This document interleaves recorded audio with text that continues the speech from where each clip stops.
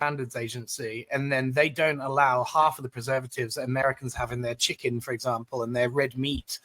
So they will allow all sorts of preservatives over in America that wouldn't get past our standards, and that therefore we get better health in general because we get better food quality. Yeah. But that's the GDPR argument, isn't it? It's like we have more protection of our rights of data, but then we get less innovation overall because of, you know, AI gets stifled over here. Yeah. It's kind of a bizarre one. Yeah, but that is true, Chris. Like, before going into the AI topic, like the whole thing around preservatives in food, again, that same thing I saw was like how many, like you raised it as well, how many ingredients and things are illegal. Like you can't get the foods elsewhere outside of the USA because it's just packed full of shit. Like, and it's it makes you think like maybe we are bad on that kind of stuff, but it's at the same time it's pretty good because it's like the Italians, is it? And Croatian Italians, they have like such a long life expectancy, especially once you get down towards the islands. And there was that whole TV show about why do people live longer in these certain countries, or like I can't remember what they do, but they like color code it. It's really bizarre. Well, have you ever seen an Italian school dinner? I can tell you that's exactly why they get so much more life expectancy than us. Because when Jamie Oliver was getting our, you know, turkey Twizzlers and chicken nuggets banned, they've been eating like 3-course meals every single lunch. They have like a starter of like cheese and grapes and all this fresh organic produce. Then they'll have like, you know, famous Italian main dishes made to restaurant standard at all kids' levels and sizes of school. And then they'll have a dessert. Yeah. And that's all state, like, you know, control. One meal? In their school lunchtimes, it wasn't uncommon for Italians to have a 3-course meal for lunch, That's crazy. I know. And we got the basic chips and chicken nuggets and burgers, and then the vending machines banned. But that was, you know, my whole growing up was basically when I was in year 11, Jamie Oliver got all that stuff banned. But prior to that, you know, it was just the cheapest, nastiest, not even real food. And the Italians were feeding their kids, you know, locally made organic produce at high standards. Yeah. There's loads of things you can learn from them, like, or like maybe Eastern Europeans, I guess, or Italians in particular, because they also allow their kids to drink from like 14 years old or something.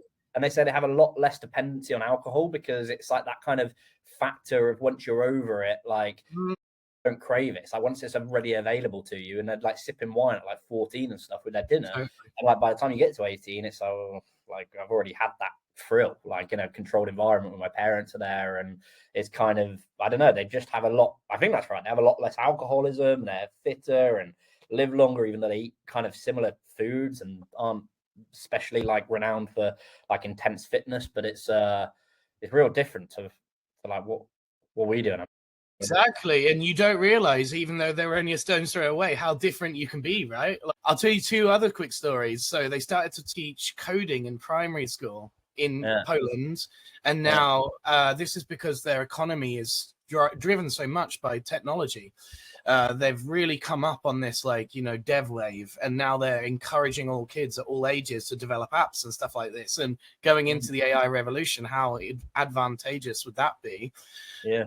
But also, you know, like I've seen loads of different people's, like I grew up in many different countries. I was actually moved primary school 7 times, and I lived in Dubai and South Africa and Canada. Yeah, I didn't really have a choice because my dad was in the RAF and he got stationed all over the world. And so our choice was either live in the UK without ever seeing dad or go and live where dad is stationed. So that was our option B, and my mum chose to live with everywhere, you know, that we decided to go. And it was really hard, but I also got to see a lot of different cultures and, you know, what the way that they bring up their kids and what they teach them. And, you know, it's very different to 11 GCSEs, I can tell you that. You know, it seriously is. Like, I've seen countries in Africa where they have no syllabus whatsoever. It's just about getting, like, you know, practical work-life skills. And I've never seen that in other developed nations. And it seems so different, but like then they become engineers and whatever, you know, it's just a different thing. You think like that whole social element, like knowing your peers and like having that real bonding, it sounds like that's what you're saying, like having a bit more time for people skills and understanding people. And like everyone's a little bit jealous that I got to live in so many countries growing up. But I say the downside is constantly moving friendship groups, you know, like that's really tough to have to get. Like, most of the countries we went to did speak English, but some of them didn't. Yeah. So then I was like having to be, quickly learning a language, meeting new friends, learning the ways that they learn, and like every syllabus is different. And what gets you through one country's primary school grades is completely different to another. And never before had I understand, because I'd never lived in Poland personally, but I lived with some friends at uni that all came from Krakow, and they were just like, dude, I was learning app development in primary school. And I was like, for real, like 15, 20 years ago, you were learning app development in primary school. And they go, yeah, like they put this as the number one thing to teach kids in primary school, above language, above English, above everything. And I was like, man, imagine if we had that attitude towards tech. Yeah, it's really interesting. But it's like that study they did with the they surveyed Chinese kids and they surveyed American kids, and they said, which one do you want to be when you grow up? And all the Chinese said like things like astronauts and like real like qualified engineers and like high specified job, or like that was like the number one like response. And America, it was like influencers. It was like, Jesus Christ, yeah, well, why we're swindling down. It's like, ugh. Have you ever actually been over to China and then accessed TikTok? No, I've never been. My brother's been, but I've never, and he's told me about it. I know people have been, but I've never been. Have you? No, not recently, but my friend did again, and he's my other podcast host on In a Nutshell, and he was telling me basically that if you open up TikTok there, every other video is an educational video and an inspirational, like, let's be an astronaut and an engineer. So it's so funny you bring that up. So I wonder how much like social media influences these perspectives, because China, even though they invented TikTok, had a very strict policy to make it education based. And America just said, we just want the most viral videos, whatever they may be. So then there's a very different way of looking at the app. They don't even call it TikTok either. They call it something else. But it's originally from ByteDance, the company. And then whatever they call it locally, it's not actually called TikTok. But yeah, they have also an automatic shutdown app after 2 hours of scrolling. Yeah, that's really clever. That's really good. Like how to get people thinking about it. Like they are like ahead in that kind of, like you think what their algorithms like fill themselves full of. Like I try not to use Instagram outside of Saturday and Sunday because I can just get hooked in it. And now I've got fucking YouTube. And like last night I was just scrolling and they're so good, the videos. It's like it's so on point to what I want to watch or what my interests are. It's not saying it's educational, some of it's just daft stuff. But it's why I find X so addictive as well. Like here's a really good question for you, because one of my favorite talks I've seen this year was from the founder of Patreon at SXSW, so South by Southwest, and he was talking about the death of the follower in social media. Now, how many of those videos that you were suggested would you say that you actually followed those accounts, or they were just suggested to you by a For You feed? Oh yeah, I know it's 100% the For You. It's right. The whole thing. Like it's like 80% of content you see, or if you're seeing 70% of content you see is content you don't follow, and even the content you watch, it's not necessarily big following channels, but their viewerships are like ridiculous. Like it will just click on.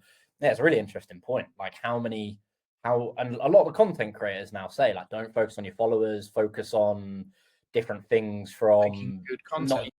Yeah, exactly. Not even trying to have it viral, just have it as content that helps or is generally in line with your, I don't know, there's all sorts of tips to follow. But yeah, I think follow accounts a bit daft to follow. Like, I don't know, like how, like I realized I follow like 3,000 accounts on Instagram. I don't see any content from that. And more, like I'll see what my friends do quickly, but then I'll be on the search feed or the equivalent of the For You feed, and I'll just scroll that, and it's all accounts I don't follow. And it's like, and I still don't follow them after I've watched that content. I click the video, and then it sends me into an endless scroll, and half an hour later, I just throw my phone. Like it's well, TikTok started all of that, because Instagram was the peer-to-peer photo sharing app that made it so that you only were suggested content from your following accounts and stuff like this originally. And then more and more over time, TikTok realized that if we just scrape everything they're talking about and compile it into keywords and match those keywords to videos we already know are viral, then we'll keep them doom scrolling for hours and hours longer. But that's the type of thing that the Chinese TikTok will not allow. you know, and other apps, they're being told like, this isn't acceptable, you know, like it's just too much. Because as you say, it's the ultimate algorithm. You open the app, you don't see anything. The first video pops up and you're watching instantly, and then it's one scroll and you're watching again. And even now I've seen these like apps on your phone where you don't need to touch the phone. You can just pinch the air and do these swipe things. So it's like there is no more friction to be unfrictioned. Do you see what I'm saying? Like it's the ultimate in just dopamine hit. Like you don't click anything, you don't go to anything, you just literally get a video, it's there, then it's another video, and it's another video, and it's just an endless doom scroll. And these algorithms should be penalized by court, if you ask me, because that is like gambling. It's gambling, all the traps of gambling. And you wonder like how much I'd be scared to know, Chris, like how much time I've spent scrolling, especially in the past, because now LinkedIn is starting to do it as well. LinkedIn on Reels, so you can, and they tried stories and it didn't work on LinkedIn. I thought they were a load of shit when I saw them. I thought this isn't the right platform. So are the TikTok vids though, man, because they don't even tell people they're there, and they're not appropriate, and they're not like algorithmically sorted like the TikTok. LinkedIn do this a lot. They copy people's features, but don't take all of the best bits. Yeah. You know, LinkedIn's Instagram stories has so many cool options like picture polls and, you know, all sorts of different features that you can access. LinkedIn basically got like the ugly stepbrother version of it and thought it would do well. And it's not even, you know, LinkedIn aren't creators either. Yeah. Create a platform, they're employees. So it's like, it's the wrong audience. Yeah. That's a really good point I want to ask, but I think like to that, like LinkedIn should stick to what they were initially really good at. Like I see a lot of things and I think like, look, like it's interesting, but it's like what we did for our LinkedIn page and similarly what you did for Seedily and Artificial Inspiration. There's like a unique way that LinkedIn can track that, and it's brilliant for that kind of thing. But then as soon as you start trying that, as soon as we started trying what worked on LinkedIn to Instagram, it just didn't hit whatsoever. No. And it's like and I feel like to your point, like LinkedIn should stop copying them and just do what they know is unique to their audience for like building careers, building business tips, connecting with the right people. Like they kind of built sort of good products. Like you can build products into your LinkedIn page, and there's a premium LinkedIn page now. But I don't really know how good those pages are for like conversions and actual. It's more like just I wouldn't say it's a vanity metric, but I'd say it's more like just a trust symbol that you've got a bit of an audience behind you. And I think it's completely different to Instagram, where if you've got 2 million followers on Instagram, people in the street are going to know who you are. Like it's completely different field. It's fascinating. Yeah. It's such a good point, mate. Like I find whenever I talk to real creators, you know, ones that are trying to pepper all of the social media, that LinkedIn is seen as the last possible one. And what they'll do is just repurpose X content or repurpose something else onto LinkedIn because they don't want to go LinkedIn first and LinkedIn native. And I understand why as well, because LinkedIn's not exciting, you know, in terms of its different features and capabilities. Like TikTok's got so many things for you to use, like filters and, you know, stitching and all this different, you know, instantly gets you inspired. Whereas LinkedIn's like, what do you want to say today? Do you want to say a guy writes it for you? It's like, no, neither of those things are very useful or inspiring. But LinkedIn does have its own post types. You know, we created this like animated infographic story where 5 different tiles align and tell a story across tiles. If LinkedIn did more of that, cool. if LinkedIn did more of that, I think they'd tempt real creators over, because then they'd be like, all right, well, nothing I post anywhere else is going to match that. But LinkedIn does this uniquely, so I'll make something for that, you know, whereas copying other people's features, like you say, is going to get copies of other people's content too. It's just encouraging it, really. I really don't. I feel like they should lean into different things. Like they should copy things that are successful, like Indeed jobs board or something, or like company reviews, and like build elements of like G2 into their platform, or things that businesses generally want to use.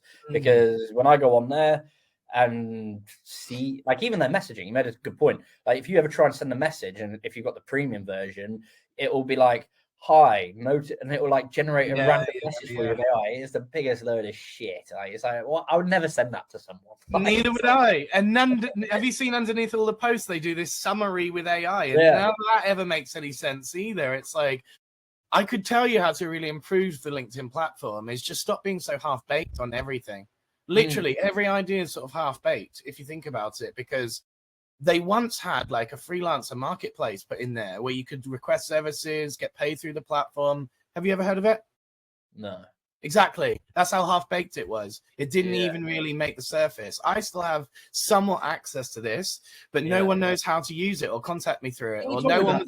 Yeah, you told me about it last time we talked, and it was, Yeah. and I was thinking about the courses and stuff, and you're like, no, it's this other thing, but you haven't properly explained it, like, or I didn't, like how the courses worked, and then you were explaining it, and I was like, I have no idea this shit exists. Like, exactly, no one ever does, mate. And this is the thing is, I've never been like, even Friendster, which was the platform before MySpace, they did a better job at letting their customers know how it works than LinkedIn in 2024.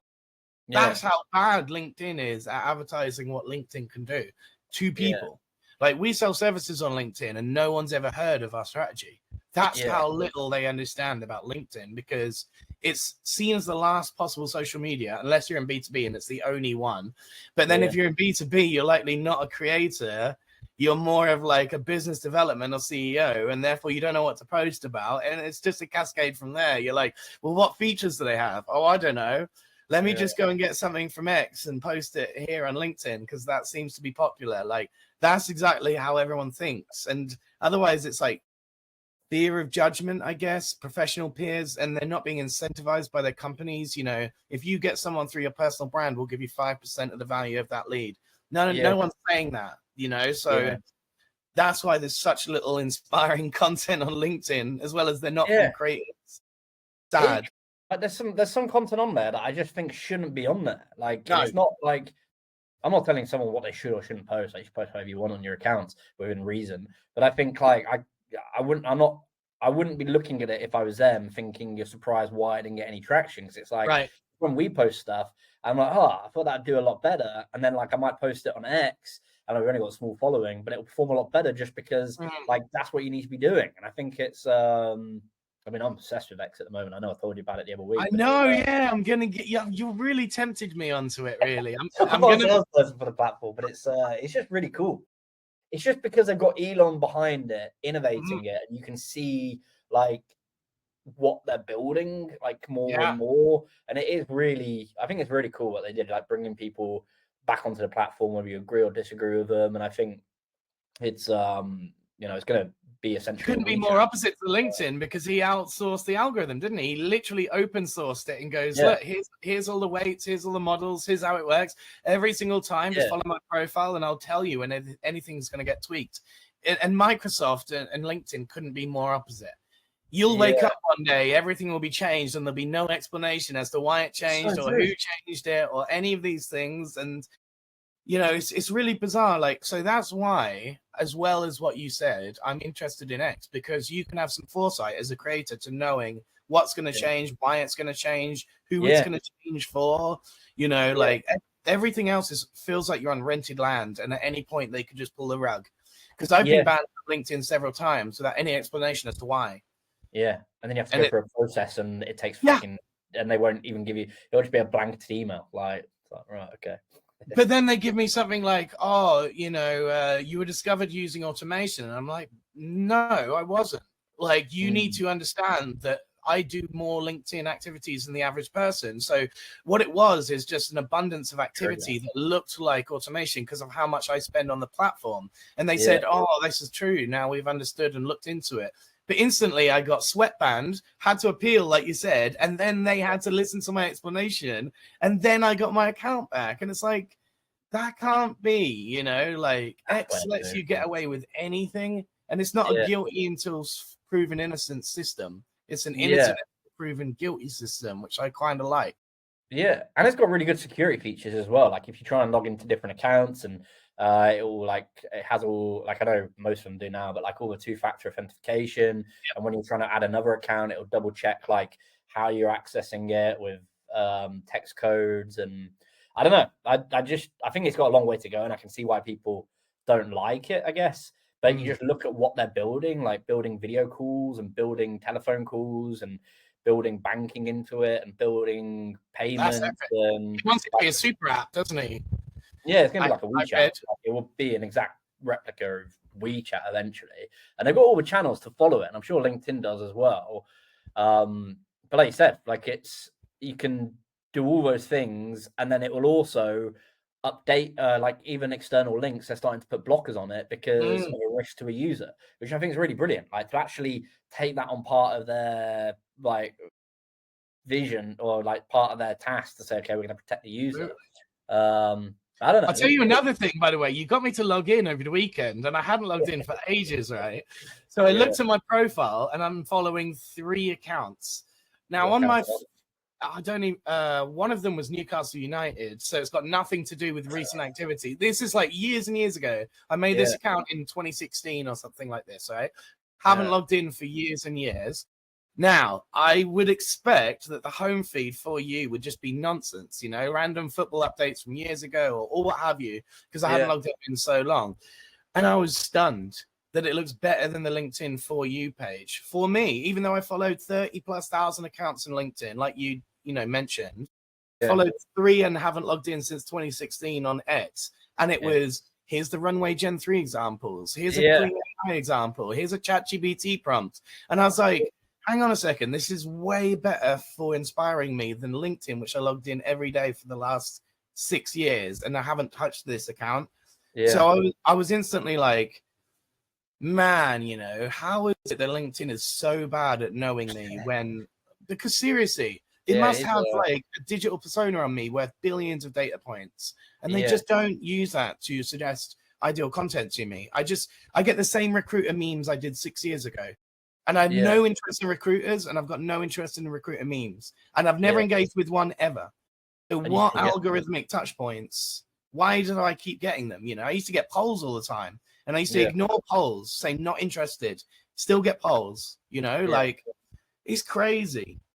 I reckon it's part of like there's not enough people creating on LinkedIn. Like I think that like is there actually it could be, because what you guys do is it's up there as some of the most original content I see. Because a lot of stuff I see is like refurbished and like recycled. And like I'm guilty of doing it as well because it seems a good way of getting reach. But it makes a good point, like what you're saying. You wonder how much, because we're literally looking at it now, and my time on it used to be up here, and it's just going down and down and down and down because I'm finding more people actually having opinions YouTube and through X, and I don't really use Rumble, and I deleted my Facebook because I didn't agree with it. I don't like the platform. Maybe that's got something to do with it. Well, it could do, you know, because I mean, everyone, you're right. There's so few people that actually post on LinkedIn comparatively to the other ones. You know, I read it was like between 1% and 4%, and it fluctuated in the pandemic to being on the higher side when everyone was working from home, and then it's gone down again since everyone's gone back to the office. It's gone back down to like 1% to 2% of the overall audience post regularly, you know, and by regularly the definition was more than once a week. So that rules out nearly that's not regularly. That's not even that regularly, is it? No, on other social that would be seen as infrequent, whereas here it's seen as enough to determine, you know, frequency. But it's bizarre. You know what it is LinkedIn has never stopped the news feed and regurgitation stuff. That's why we're guilty of it too. You know, like you said, curation is the way to go because LinkedIn doesn't care about original content. Yeah, that's so true. That's the big crux of it.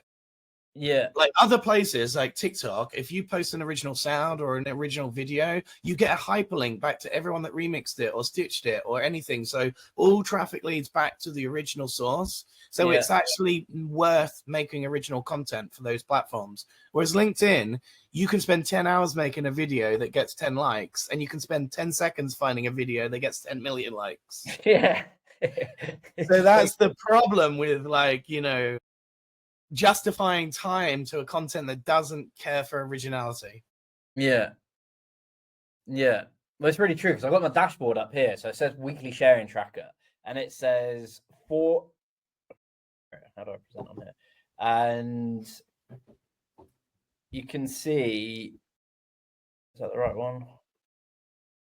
And I don't even know if this is the right platform for podcasting, but you can see there already, weekly sharing tracker. Increase your visibility by posting or commenting. We suggest taking 3 actions every week. Keep saying this. And 4 of 3 actions already on a Monday morning. It's I've already done it.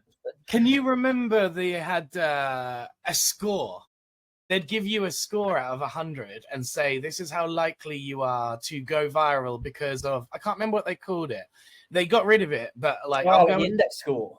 Index score, right? Yeah. So Paul, my business partner, who is a post and ghost pro on LinkedIn, his score was always 31 out of 100. And it says, you need to score a lot higher in order to go viral. Yeah. He got 55 million impressions in 1 month with a score of 31 out of 100. And everybody else that's trying to get their score up is getting like 5,000 impressions. Yeah. So it literally had no indication whatsoever about whether it's going to go viral. This is just things LinkedIn wants you to do so you look more active on the platform or optimized, but it doesn't actually affect post reach in any way. If your content is amazing, it doesn't matter how infrequently you post, how low they score you. It's just whether or not it captures the right wave, and that's it.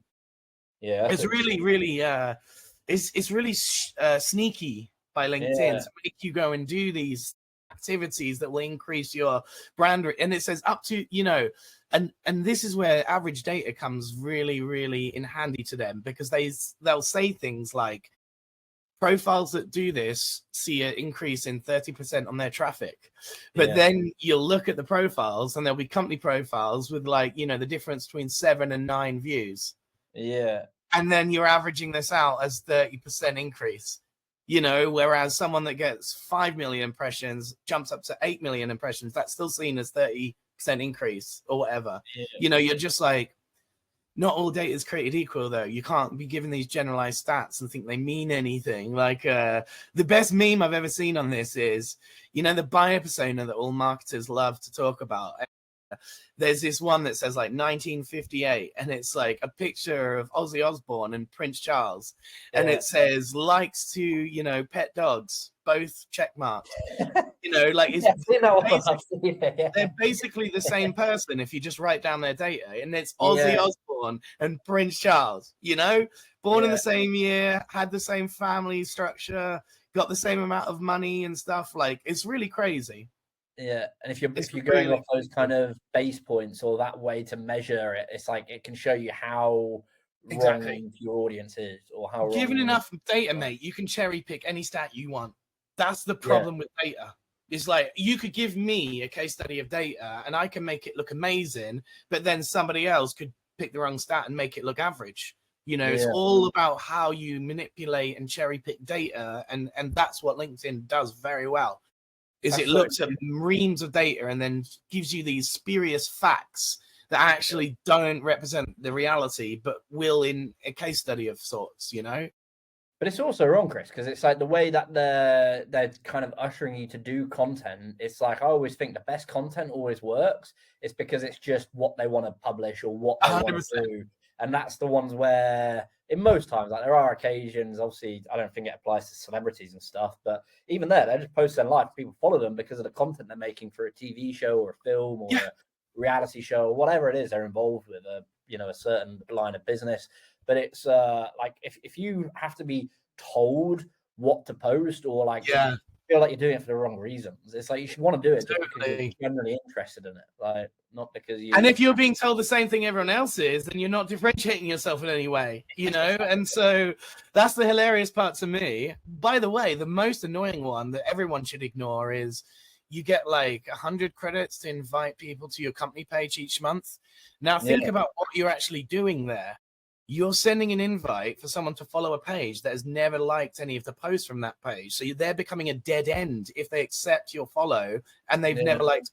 You only want people that have engaged with your post content to then follow your page. You only want that in that order too. You don't want them to follow your company and then get suggested your post and ignore it in the home feed, because that means they're a dead end to you and it's actually dead weight. They're worse than if they didn't follow your page.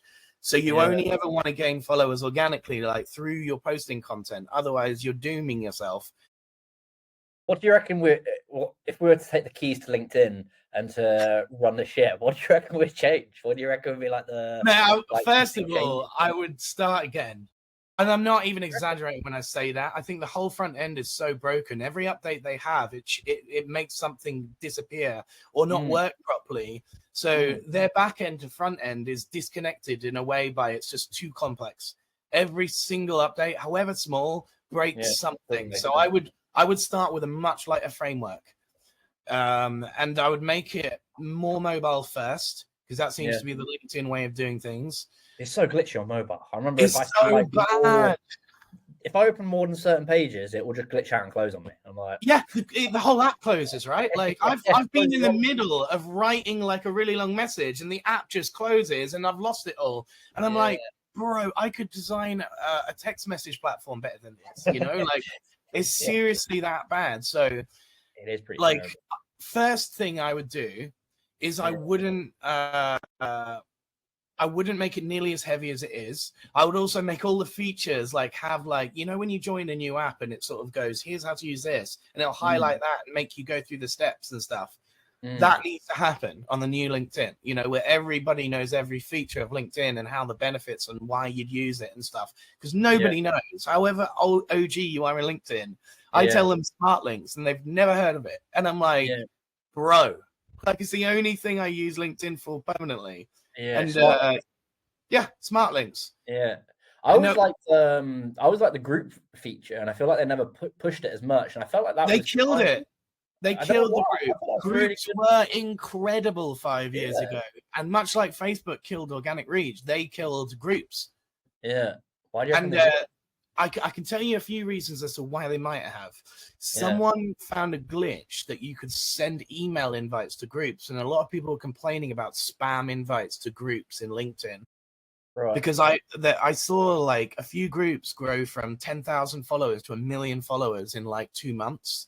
And it was clear that someone had just been spamming the hell out of email invites somehow. So like LinkedIn had somehow caught onto the fact that groups were growing exponentially fast and they shouldn't be growing this fast. And I think they just basically canned them, which is so unfortunate if you started a group a long time ago and it was very active. Yeah. And you think you're actually having like really good conversations in those groups. I remember some of them and I was thinking, these are actually really, really helpful. Like really helpful. Do you know why that is? And this is why our theme pages crush, because what does Seedily post? No idea. What does Chris Branch post? No idea. But a group called AI for Marketing, everything in there is like a Reddit group. It's always thematic. And our theme pages take that to a new level, which is naming the company after the post type in which it will create. You know, so groups that had the name like AI for Marketing no longer work. So basically we made them company pages that are publicly facing. Yeah. But that's the whole idea, is like you don't know anything that anyone's going to post in LinkedIn except if their name is after what they post about. That's the only way to control it and let people know. Because that's like the subreddit. I never use Reddit. Have you used Reddit? I like it for that reason.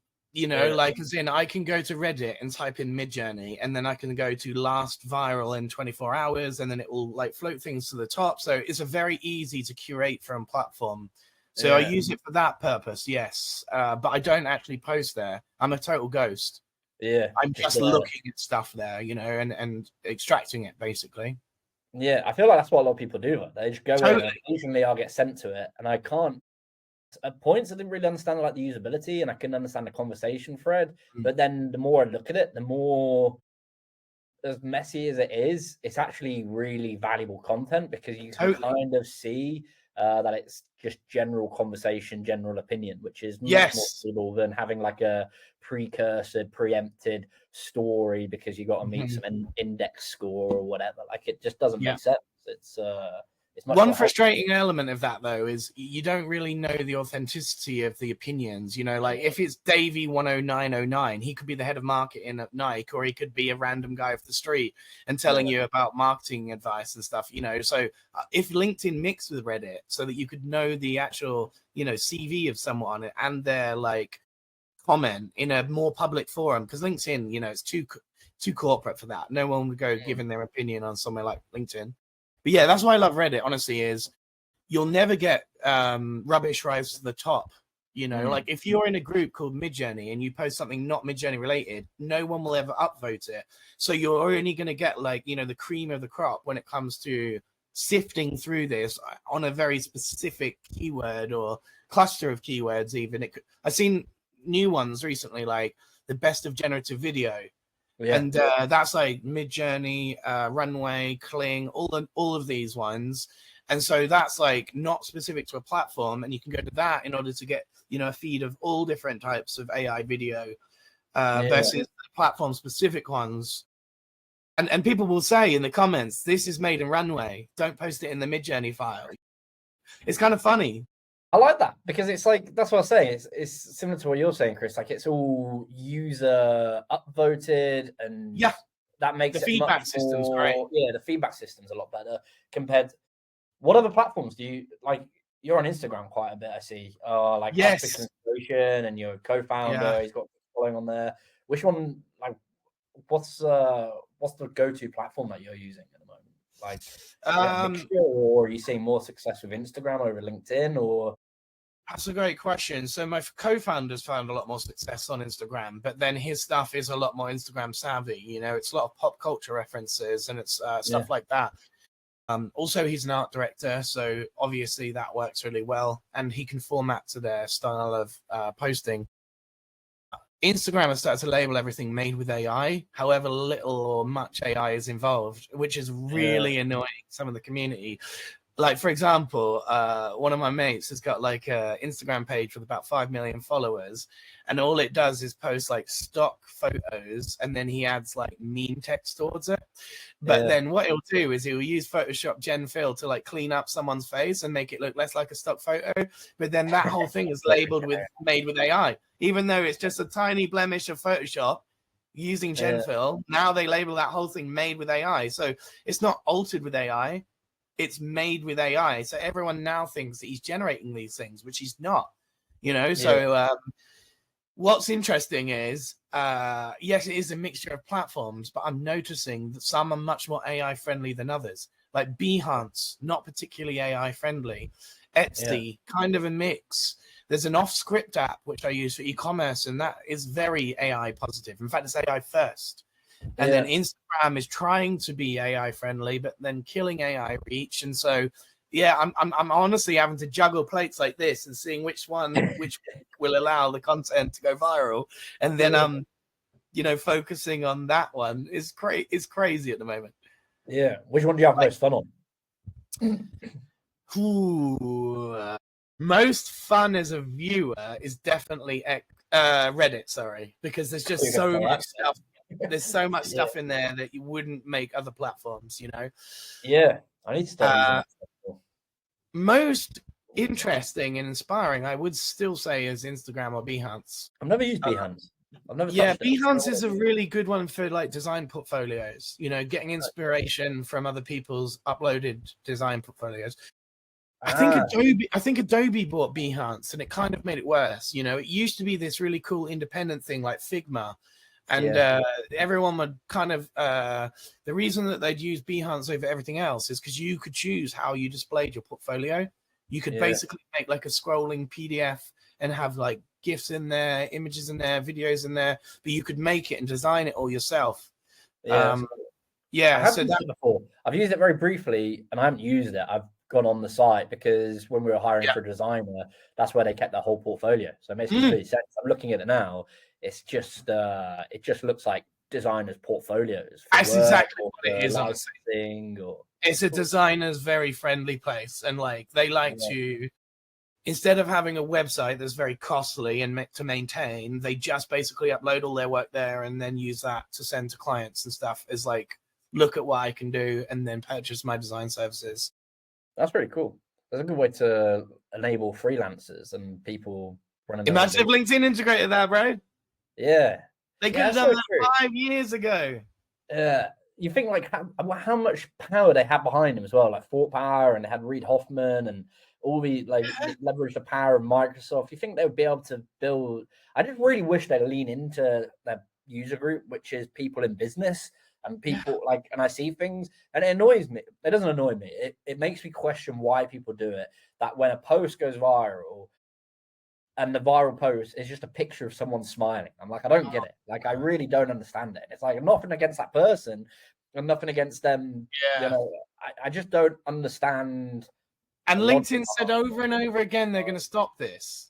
You know, they had this blog post in LinkedIn Engineering because I'm a nerd enough to subscribe to their engineering blog, and they said getting rid of the clickbaity posts. You know, like the ones that say agree ? And then everyone writes agree as comment. You know, like, or the ones they used to be like vote thumbs up if you agree. You know, give the curious emoji if you don't agree. So it was vote by reaction. They said they were going to kill those as well.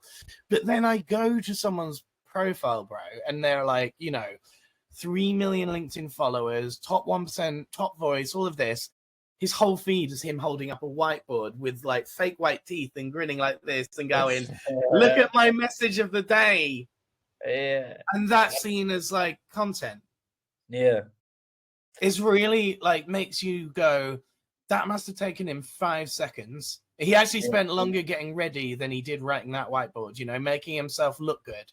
And you're like, why then did it get 50,000 likes, but something I spent really a long time on making sure my buyers got some value from it gets 5 likes, you know? Like, that annoys me. And it's like, it's not actually helping me in any shape or way. And I guess that's on me to not follow them or to not be connected with them. But you see it, and it's particularly from like marketers or people, and I don't know, I just think it reminds me of the guy on Instagram that holds up the board. Have you seen him, the cardboard, and he just writes a message on it? Yeah, totally. Like, that's brilliant, and it belongs on Instagram. And it's like, if I saw that on LinkedIn, I'd be like, what the fuck am I seeing this for on this platform? And it's similar. And I think I don't need to see you smiling. Yeah. I don't know, actually. At the same time, who am I to dictate what people post? But I just think it's not what I want to see on my feed. Well, I've seen desperate millennials and baby boomers copying the Gen Z selfie in the elevator, and that seems really desperate to me. You know, you're like, you don't understand the reason they're doing this because they're young and attractive and it gets likes outside of their actual interests. Whereas millennials and baby boomers doing it, it's like, you know that no one's going to like this because your aesthetics, right? Whereas that's why the kids are doing it. Like, you're missing the whole point here. Like, you can't, and that's what I find so funny. We call them our clone army, and it's people that copy our post style because they see it working for us. But we're a creative agency giving creative things, and they're not creatives, and so it's never going to translate to business for them. You know, like that's the thing that I always find so hilarious in LinkedIn. People will copy you even though it's got nothing to do with what they do. Exactly. And it's like, man, oh man. Yeah, for the sake of it, exactly, because they see numbers. They see it did well for us, but they don't understand why. And so they just copy it straight up because they've got no other creative input. Like, they don't even change our copywriting. They literally just translate it into French or German or Arabic. I've seen it in every single language. An exact copy of our post with just German copywriting. It even says, I sometimes put in their hidden words to see how much they're paying attention, like hashtag Seedily. And then I'll find it because they've put the same hashtag Seedily in, which is our agency. And you're like, brother. You were so lazy you didn't even take out the hashtag that was literally unique to us, you know? I guess you can kind of take it as a compliment as well. Like, but yeah, I think all that stuff, I know I've mentioned it to you before, and you when we were talking, and it's, we had an agency approach me 3 weeks ago, and I think it's 3 weeks ago, and they came to me and basically said, "Oh, we'll pay you $2,000 a month over a 6-month contract, and all your social posts, and you have to release, I don't know what the number was, X, where it has to be agreed of them, how many posts I post off my personal account and off the AI Journal business account." And I was like, dude, what the hell? Like, and it annoys me because you see people, you sometimes generally admire their content. There's plenty of them on LinkedIn, and they just sell their souls to shitty £500 a post content. And 100%. I just think it just annoys me, man. Like, it really, I don't know. Well, think about this, right? And it upsets me. It's like, ugh, whatever. Someone asked me the other day, they were like, why doesn't any of the Dragon's Den people ever reply to their comments, or Gary V, or people like this? And I'm like, do you think it's really them? Do you really think someone that runs 1,000-person company is just scrolling and posting on LinkedIn, and it's not a PR agency called Greater Influence at £150 a post? You know, like, I don't think if you think about any of the top LinkedIn people that have a multi-million-pound business, they're not on LinkedIn. You're engaging with their PR agency, logging in through their profile and posting and not commenting. And I say to people all the time, did you really think that Theo Paphitis or whoever it was, you know, was going to respond to you and take time out of their multi-million day to make that comment to respond to you? Like, no, not even their PR agency that they pay will do that. Like, it's... Or they'll do it for an extra £10 a comment or something like that. And everyone goes, oh, you need to be authentic and focus on personal brand, except everyone's just outsourcing it to a PR agency. How personal and authentic can you be when you're willing to sell your personal brand to somebody else? Like, well, it's not even personal brand. Like, it's a really good point. Like, I don't know how I feel about that, because, well, I don't know, but what I get more annoyed at, Chris, is like, there's people that have built platforms, like people in our area that we know, and say if they've got 100,000 followers or 500,000 followers or 2 million followers, which on LinkedIn doesn't seem to mean much in the real world. It might get you a few speaking gigs, maybe.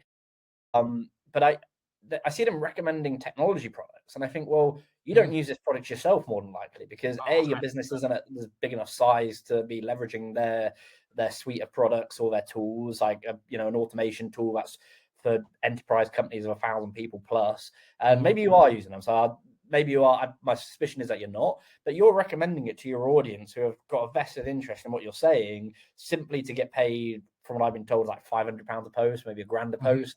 And you think the impact and damage you can potentially do to a company that uses that product or uses that business or engages in that POC simply because they've seen you tell them to go watch a webinar. And I mean, look, these are some people that are cool friends and people that I like as people. But you just think, and I just think it's a really model, bro. Like, it's, I think, what do you? Well, I'll tell you why it's them, shall I? Because they're the only ones willing to pay on LinkedIn. If you were on any other platform, it would be gold watches, it would be e-commerce purchases of any kind that got any drop shipping value. I've had this same thing on Instagram. People have approached us in all sorts of stuff in order to pay for a promoted or sponsored thing. Now, the thing that most LinkedIn users, because again, they're not creators, don't understand is if you accept even £1 from any of these brands, you need to do a brand partnership post, and the advertising standards agency is going to start suing these people, and you need to have been actually using their product and proving that you are doing so if you're saying that in your post copywriting, because otherwise it's seen as fraud. So this is great, finally full circle. These guys are going to get comeuppance for recommending Zapier when they've never even used it and saying that they've used it, inside their post. That's a legal thing now. You can prove that they don't have a Zapier account that's active in court. So finally these guys are going to get accountable for something, but it's the only one, like, we get these offers every single day. I'm a new AI startup. Can we pay £500 to sponsor a post? And I go, show me your company's house. Like, who are you guys? Where are you developing it? How are you keeping data safe? And then I start to go, look, I don't have the time to do the due diligence for this. So no. Basically, the answer. I'll just say no to anyone, unless they're a blue chip like HubSpot or SEMrush or someone like that. And, they've got billions of assets and, insurance and all this other stuff, or if data gets stolen. But anybody that's making like a ChatGPT extension could just be a developer in India that could be stealing credit card information. You've got no idea. And people are recommending those tools every day. And it's really concerning, to be honest. Or someone down the street from you and they're just trying to get their it's a little side gig and they're trying to do one of these, earn 10K a month and achieve financial, all that bullshit you see. It's the new pump and dump, isn't it? It literally is the new crypto pump and dump. It's like, let me build through ChatGPT a really quick Google Chrome thing. I'll approach 100. I could do this, and catch all these influencers out. I could literally go, here's my Google Chrome plugin, and I'm going to download everyone's data that logs in, and I'm going to show this. You shouldn't have trusted me. But again, I don't have the time to do something like that. But someone will. Someone will expose all of this very, very soon, you know, like, because they'll accept money from anyone. Yeah. Anyone that's got £500 to pay, they'll accept it. They're not doing any due diligence whatsoever into who they are, how they store information, all of that stuff. What kind of business they are, what their values are, who they sell to, Exactly.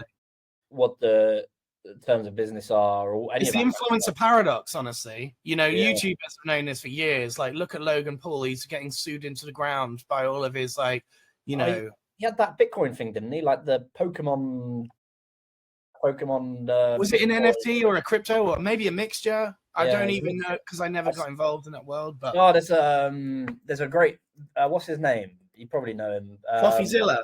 Yes, how did you get it straight out of my mouth? CoffeeZilla's awesome, man. Like he's one of the best journalists alive today. Because he's the only one that's not being given money to know what his true intentions are. You know, like every mainstream journalist, unless you subscribe to them on Substack and they're a freelance, you don't know who's paying them and what stories they won't put out there because of who's paying them. And, you know, he's totally independent and he's getting countersued by Logan. So now he's had to have lawyers like step up and volunteer to cover his incredible legal expenses because it could be in the hundreds of thousands just to defend this defamation case, which is truly insane. Because Logan's basically trying to bully him off the internet now. People do that, man. People do it to people you don't agree with, and like they all like Nigel Farage got it done to him in that whole Coots case when he got banned from the bank and stuff, which is bizarre. Like reading about that, like whether you agree or disagree with him, it's like everyone should be allowed a bank. Like I think it should be a universal right, and especially in the UK. Like happened to Kanye too. Yeah, and all the people you see, they just get swallowed by fees, and it's like, oh, well, if you can't pay the fees, like we'll bankrupt you. It's basically like that's the way we'll shut you up. And I don't know, CoffeeZilla's I didn't know he was getting countersued, but I saw his whole thing on it, and the amount of people, like he basically called out Sam Bankman-Fried a year before it happened. He was like, "You've got pyramid."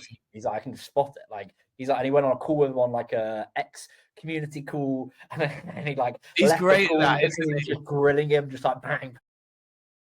If you don't know how your business is structured, I can't remember the whole conversation, but people like that are really, they're needed in this world today. Like, oh man, and they're so few and far between, and yet no one realizes it. Like, you know, if you watch mainstream journalism, you might think you're getting like an undoctrinated truth. Even the BBC purposely supposed to be unbiased, right? It's not.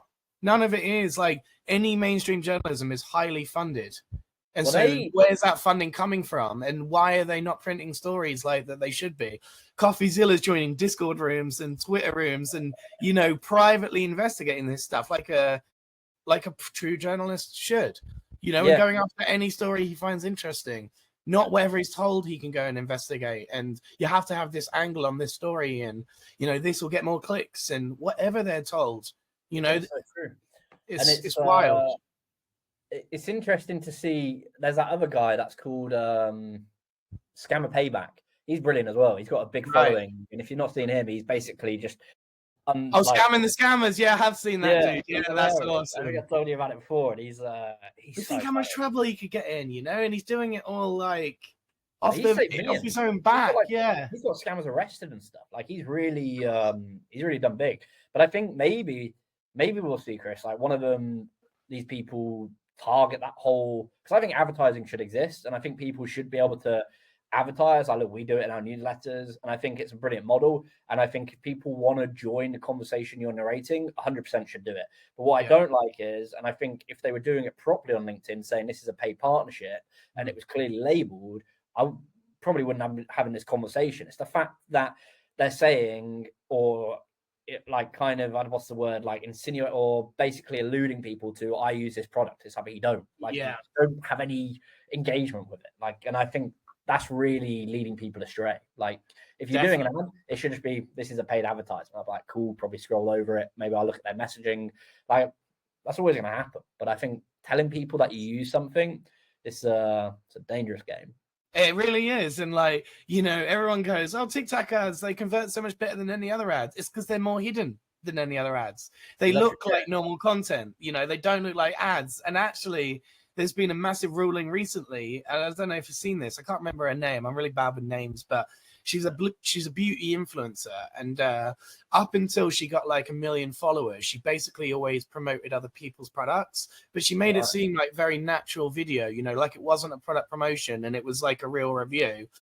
That wasn't deemed as being seen as like illegal. But then she started to promote her own company's stuff. Yeah. And then it was like all of a sudden people started reporting her going, she seems like she's promoting someone else's stuff, but it's actually her own. And it's all this, you know, conspiracy to sell her own products. So it's like a CEO can't talk about their own products. What? Yeah. But then the Advertising Standards Agency said, no, you can't now. Not, you have to declare hashtag ad in TikTok, even for advertising your own products. That's bizarre. So no money got exchanged, you know. So it's really, this is the issue with gray areas and social and algorithms and advertising. There's no black and white across all platforms about what's okay, what's not, and they're all deeming it like, you know, different rules for different folks in different areas. It's really, there's no standards, there's no regulation across the board. It's really crazy. That's bizarre, because if you have like a news agency talking about a certain company, like say a Financial Times posted something, I'm not saying they are or aren't, I'm just picking an example out, or anyone you want to pick, they start talking about a certain company as a story, you're essentially doing somewhat an ad for them because you're putting interest on them. Or like if I look at a company page and they're talking about themselves, like like you said, how can a CEO not talk about their own product launch and their own personal Instagram page? To me, that's daft. It's like it's clearly affiliated directly to me and impacts my own personal pay. Like it's like a product page on Instagram saying we've launched a new product, come buy it today. Like you shouldn't have to put an ad. It's like people are interested in that service. It's when you're promoting third party. That's bizarre. I didn't know that. Well, it's a strange time, isn't it? Because I would say, like you, that's a much better way to do it because there's no money being exchanged that you're unaware of. Like, you know, if you're promoting your own product, as long as you're not obfuscating that, you know, as long as you're not saying this is somebody else's product in the video, you shouldn't even have to declare that it's your own brand and whatever. Like, but yeah, it's really strange times for like advertising standards and LinkedIn. You know, if you upload something to YouTube, there's an AI that's actually scanning this instantly for copyright music, copyright sections of video. You know, you can get away with anything on LinkedIn. I've seen people posting Kanye videos, like full-on Kanye West music videos with his video and music. And there's no copyright infringement. And yet, like, everywhere else will auto-detect this copyright infringement. But then there's, you know, some people are much more sophisticated as to advertising. And do you know why LinkedIn's so behind, though? Is you alluded to this earlier. Actually, their premium login recruiter platform pays them more than their advertising does, whereas every other social is like 95% advertising model. So LinkedIn literally is so behind the times on advertising standards because they don't actually get paid that way mostly. Well, it's not really a model you think about for that platform. It's not like, oh, you go on there to like you see. Bizarre, mate. They've got 13 different types of LinkedIn premium you can have. And no one knows the difference between them all. You've got like recruiter light, sales navigator, you know, like company premium. Then there's like team sales navigator. Then there's like all these other ways to pay them and different amounts and different features. And no one knows which ones they should have and why they should have it. And it's really strange. It's bizarre. It is bizarre. How they can be so. How you look at LinkedIn and how you look at other content platforms, like what they bring to the table is what I'm starting to question, because I'm starting to think like we're kind of reaching our limit on what we can do through LinkedIn. I'm thinking, what's the next platform? And I just see, that's why I started playing around with X, because you think, well, it just seems to be going in the right direction. I mean, everything Elon does with all the other companies, I mean, it's very innovative. So you just think he's going to clearly be bringing that hard, you know, pound and non-stop grind to that company. I don't know. Well, here's another really cool stat, because you got me so interested in this on X. Like, I was like, when people used to come into my LinkedIn audio rooms, they used to tell me, why don't you post on X and stuff? And my answer then, which I realize now is a really dumb answer, is because X is only a third of the size of LinkedIn. They've got 300 million users. LinkedIn has 1 billion users. Yeah. But then you realize that it doesn't matter how many users there are, if they care about innovative content and they spread this algorithmically. Yeah. You could post to 1 billion users on LinkedIn and get 1 like, and the same piece of content on X could get 100 likes. So it's all about what they deem and their values and all of that, in the algorithm, as opposed to how many, users there are. But again, LinkedIn tricked me with that data point. Post on LinkedIn and you can reach 1 billion users. Yeah, right, mate. Whereas on post on X and you actually can reach loads of users. Yeah. So you might get less reach overall, but that's because there's less people, but it might go to more people home feed. So it's not. I feel people, it's a good point, because on X, I feel like people they only engage with it if they really want to be engaged with it. So if you see something really engaging, people have a good interest in that topic, compared to LinkedIn, where it's like, it's kind of like YouTube as well. YouTube Shorts, it's very fast, like move through, I'll never see that content again, or like it'll give me a quick 30-second laugh or whatever. Actually, that's such a good point, mate. My God, I've scrolled through tens of thousands of YouTube Shorts. I've never liked one. Never once have I ever liked the YouTube Short. Yeah, it's on the right hand side, but you never like it. You just scroll and you think, oh, that was funny. That's not what you think about. It's like, oh, that one's done. Next. Next. You're not thinking like this. I do reshare them a lot. So that's probably an algorithmic touch point instead of a like. If I share this to WhatsApp with someone, then maybe they'll suggest more like it. But that's the only indication I've ever given YouTube Shorts as to whether I like something. I've never followed an account because of YouTube Shorts. I've never liked a post because of YouTube Shorts. I've only ever clicked that share to WhatsApp button, which is really insane to think about. Like, I like YouTube. I think it's a really good platform. I think it's hard to beat YouTube at this point. Well, it's just so video. It's just literally just all video, so you can't. Yeah, it's just not only that, but like if you look at the raw data, there's 100 million hours worth of content uploaded every week. Every week. Every week. I thought it'd be more. I thought it'd be like every day. Well, at one point, I read that there was much bigger spike, but if you think about 100 million hours, mate, that's literally like 70 years of watching content back to back every week. There's no way that you could even watch 0.000000001% of that. So hours is 11415. So 1, 2, 3. What's that? 11,415 years. Every single week. Every single week or day. 7,000 years. That takes us back to what, like the Stone Age? How far does that take us back? That would be pre-Egyptian, so it'd be like more like Roman time. Like 2,000 years ago is BC, isn't it? So you're talking really far back. Really far back. Yeah. It's pretty wild. And now TikTok gets a lot of content uploaded, but not on the scale of YouTube. And like, no one could compete with that, because think about what the infrastructure needs to be. It needs to be Google's. Google needs to host these videos. No other platform could even dream of hosting that much new content that nobody sees, by the way. Most of those videos won't get 3 plays. Most of those videos will get 0 views, and it will just be hosted there for free by Google. And then it will get wiped eventually if, it's just rubbish content or whatever. But it's kind of insane. Like, they make such a loss on their servers and stuff. And then the advertising model is so, like, I remember YouTube before ads, and now I pay for YouTube Premium so I don't get served ads. But my friends all tell me some videos have got, a pre-roll ad, 15 in video ads, and then there's sponsored segments of the whole video where there's the video creator is reading out a sponsored section as well as ads on top of that. And then you're like, so that's how they're making their money, after ad after ad after ad. Yeah, YouTube Premium is awesome. I really like it, and I think it's the best.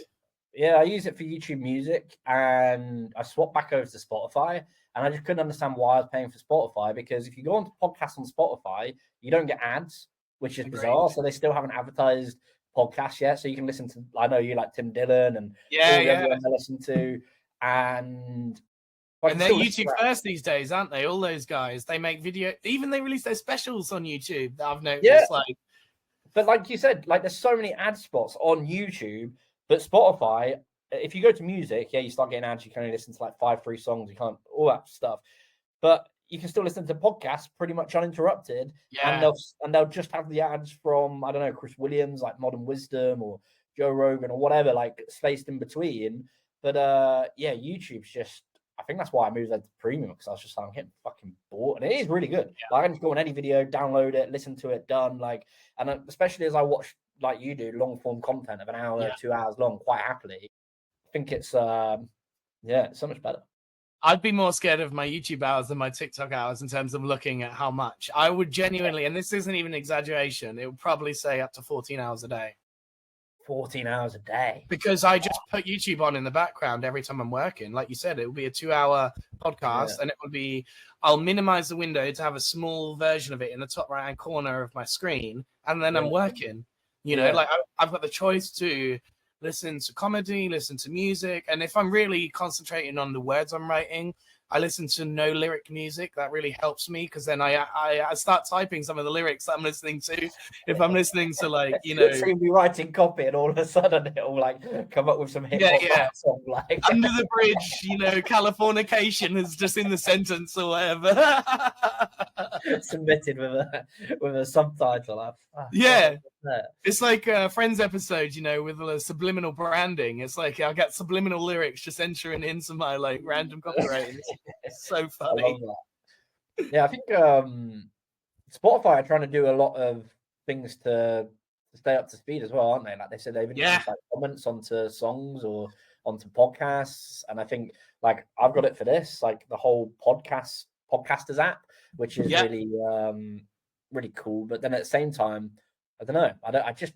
It's weird. I don't look at Spotify now for music. Like, I'm just very happy with YouTube Music. And if I want to swap the video on YouTube, I know you can do the same on Spotify, but I can just seamlessly go from music to like an explainer video very quickly. Like it's like, and like it doesn't have to just be a podcast. So one of Mason was like, well, I got all the podcasts. I was like, yeah, but do you get an engineering explainer video that I can just stick on in my car and listen to? No, like you don't get it uninterrupted, no ads, just a 2-hour video explaining how certain bridges are built or some random shit that I watch. I don't know what I got some weird videos that I watch, but that's why it's so good, right? You can go down those weird rabbit holes that no one else has heard about and get loads of value. Like, you know, we monetize Mid-Journey courses, and everything I've ever learned was off YouTube. You know, it's all freely accessible to everybody in the world. We just decided to binge watch it all and then distill it into, like, you know, a short form course. That's the only difference. You know, how are you finding the courses going at the moment? Like, what's I love them, man. And I love how people resonate with them too, you know, because like I found it, you know, without sounding too cheesy, a complete renaissance with a capital AI in that renaissance, you know, to my creative workflow. Because there was nothing more tedious to me than getting a client brief and spending hours and hours on Photoshop just for it to crash on you and you lose that thing and you have to start again. Like, I love ideation, you know, that's my thing when it comes to creativity. So now I'm seeing so many people like me who hated the execution and the tedium and the boredom of it, and the, you know, the crashing and everything, and just wanting to rip your hair out, and just that was like, so at the end of I was thinking of leaving creativity prior to the AI. Because I was just like, this isn't creative anymore. I'm just being micromanaged by people, told what to do, don't even enjoy what I'm doing, you know, like, and it was all falling to bits for me. And then AI just made it so that it was fun again. It was fast again. It was like exciting again, you know. Everything else. Now I get that same, because I'm so enthusiastic about it. When I show creative developers, however like on the fence they are when they've signed up and their company signed them up, you know. So that I see a lot of people joining, going, I'm not sure about this, I'm not sure about this. By the end of the session, they're all like, holy shit. Every single one is like, I spend tens of hours a week doing this nonsense task, and this guy just did it in 10 seconds right in front of me on screen live. And then, like, you know, you can see their eyes going like, imagine the other things I can do now. You know, that's the bit that really excites me. It's like giving creatives creativity again. It's almost feels like that. And they're the ones that are accepting it, you know. The ones that are denying it, I find they just read a lot of like headlines from journalists and they're worried about it because here's what AI made in 10 seconds. And it's like, no, here's what a human being that learned prompt engineering did in lots of education on this subject. That's the real headline, but no one's saying that, you know. AI is not making anything. Yeah. AI is not an agent right now going and making creative works. Humans are prompting it and using it as an execution tool, and that's the big misunderstanding. Do you think that's where that's where AGI comes in, right? And it can start creating for you in the background and start doing its own thing. I'm always a bit dubious about that because, like, you know, I don't want ever that AI should be a tool for humans. Yeah. As far as I'm, you know, like an enabler, an enhancer. Yeah, or like co-intelligence is the best way I've heard it described. You know, yeah. But like, yeah, it's a great name, isn't it? And I think prompt engineering should be called creative brief writing too. I think if you just change the vernacular, like the vocab, you know, and say this is a lot more friendly and approachable than you might realize. Because when I first heard engineering, I was like, I'm no engineer. This is gonna be not me, you know. I was like, yeah. So if you just said it's creative brief writing, though, I'd have been well in on it, you know. It's like when I always use the analogy, like if you put me in the pilot seat and told me to fly a plane, I'd be shitting myself. And it's like very similar to, because I'm not trained on it, I'm not skilled on it, but it's the same thing with AI. And you think it doesn't take that long to actually get skilled if you just break it down to really simple terms to understand it. And I think that's what the problem is with media, that like how they're, like you made a good point about BBC. They're supposed to be like really independent, and then they had a couple of interviews, and they just changed my viewpoint on them. Not that I necessarily agree with the people they're interviewing. It's just what they stood for just really swung me. The one was with Andrew Tate, and the other one was with Elon Musk. Both very controversial. I'm not saying I agree or disagree with them on lots of points, but you just think when you look at a media like that, and you're seeing it, my point goes back to like what they're doing with tech. You think your job isn't to really have an opinion, like go work for someone else. If that's your view, your job as that should be to just tell me what's happening and leave me to make my own decision. In my head, like I don't think you should be walking in with an agenda or a point. It did make me I did find it hilarious when Elon Musk caught that reporter out, and he was like, "Well, go on your X feed right now." And he's like, "Well, I obviously can't go." He's like, "So you just lied." He just basically made it up on the spot. And I think that's happening with AI and technology. Like people are. Oh man, is that happening with AI? No, the real thing we're going to have to be concerned about in a few years is we're already getting lies, you know, prior to AI. So like, as you said, Elon Musk was interviewed the other day, and he said, so someone questioned him as he was walking into a big room saying, so how come you're giving Donald Trump $45 million a month in his campaign? And he goes, that's entirely fabricated by the Wall Street Journal. Yeah. I've never said that once. I've never tweeted that. Someone just made it up, and now you're telling it to me like it's a fact. And like he may be donating to Donald Trump, but he hasn't stated how much it is or whether he is or any of these things. He's keeping that private. So yeah, imagine that AI realized, or no, I'm going to reframe that. Imagine that a human prompting AI realized that that's a fact, a fact, you know, like that could be very viral. That's exactly what they're going to prompt. Yeah. You know, like it's the things that could be seen as true that would cause a lot of damage and cause a lot of harm. They're the things that are going to go viral from anonymous sources. So the Wall Street Journal made it up now, but that's a big reputable newspaper. Imagine when Joe Blogs Anonymous posts it on Reddit, and then all the newspapers pick it up as fact. And it blows up into something much more than it was. There was a big case last year where there was, you know, I think it was Mid-Journey 3, Mid-Journey 4. Someone had prompted an image of an explosion outside the White House. And this literally affected the stock markets because all these journalists started saying, I saw something about that. And it wasn't America's under attack. Like it was a complete hoax.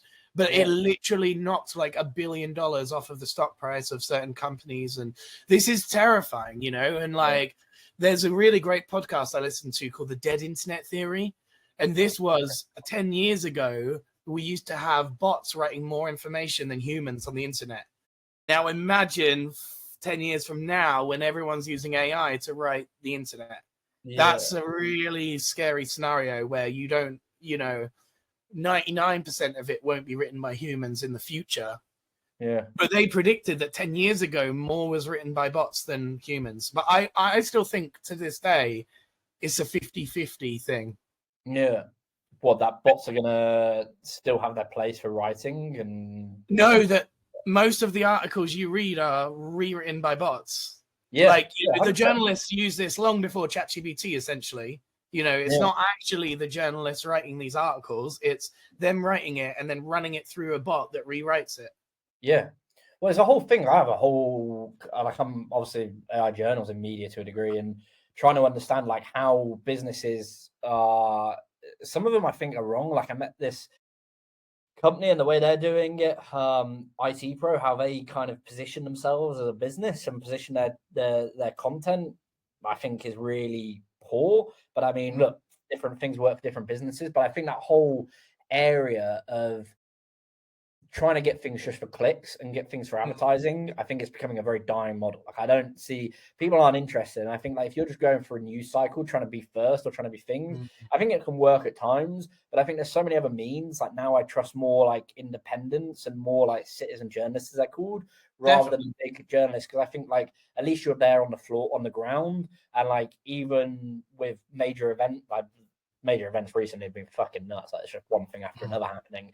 But you think like I wasn't necessarily looking at the news organizations. I was actually looking at social media to try and find people that were on the ground or there to see those videos and to see them. And news organizations are using those videos as well. Like look at the Donald Trump assassination. So I think there's a whole attempted assassination. You look at like the whole way that's changing from, like you said, like journalists writing it to actually having a story. And I think the big stories I actually pay attention to are the ones that have been heavily researched and like heavily done. Like when you look at like the collapse of like Theranos, or like they take a long time to investigate and to look into. Of course, those stories are much better signs of journalism.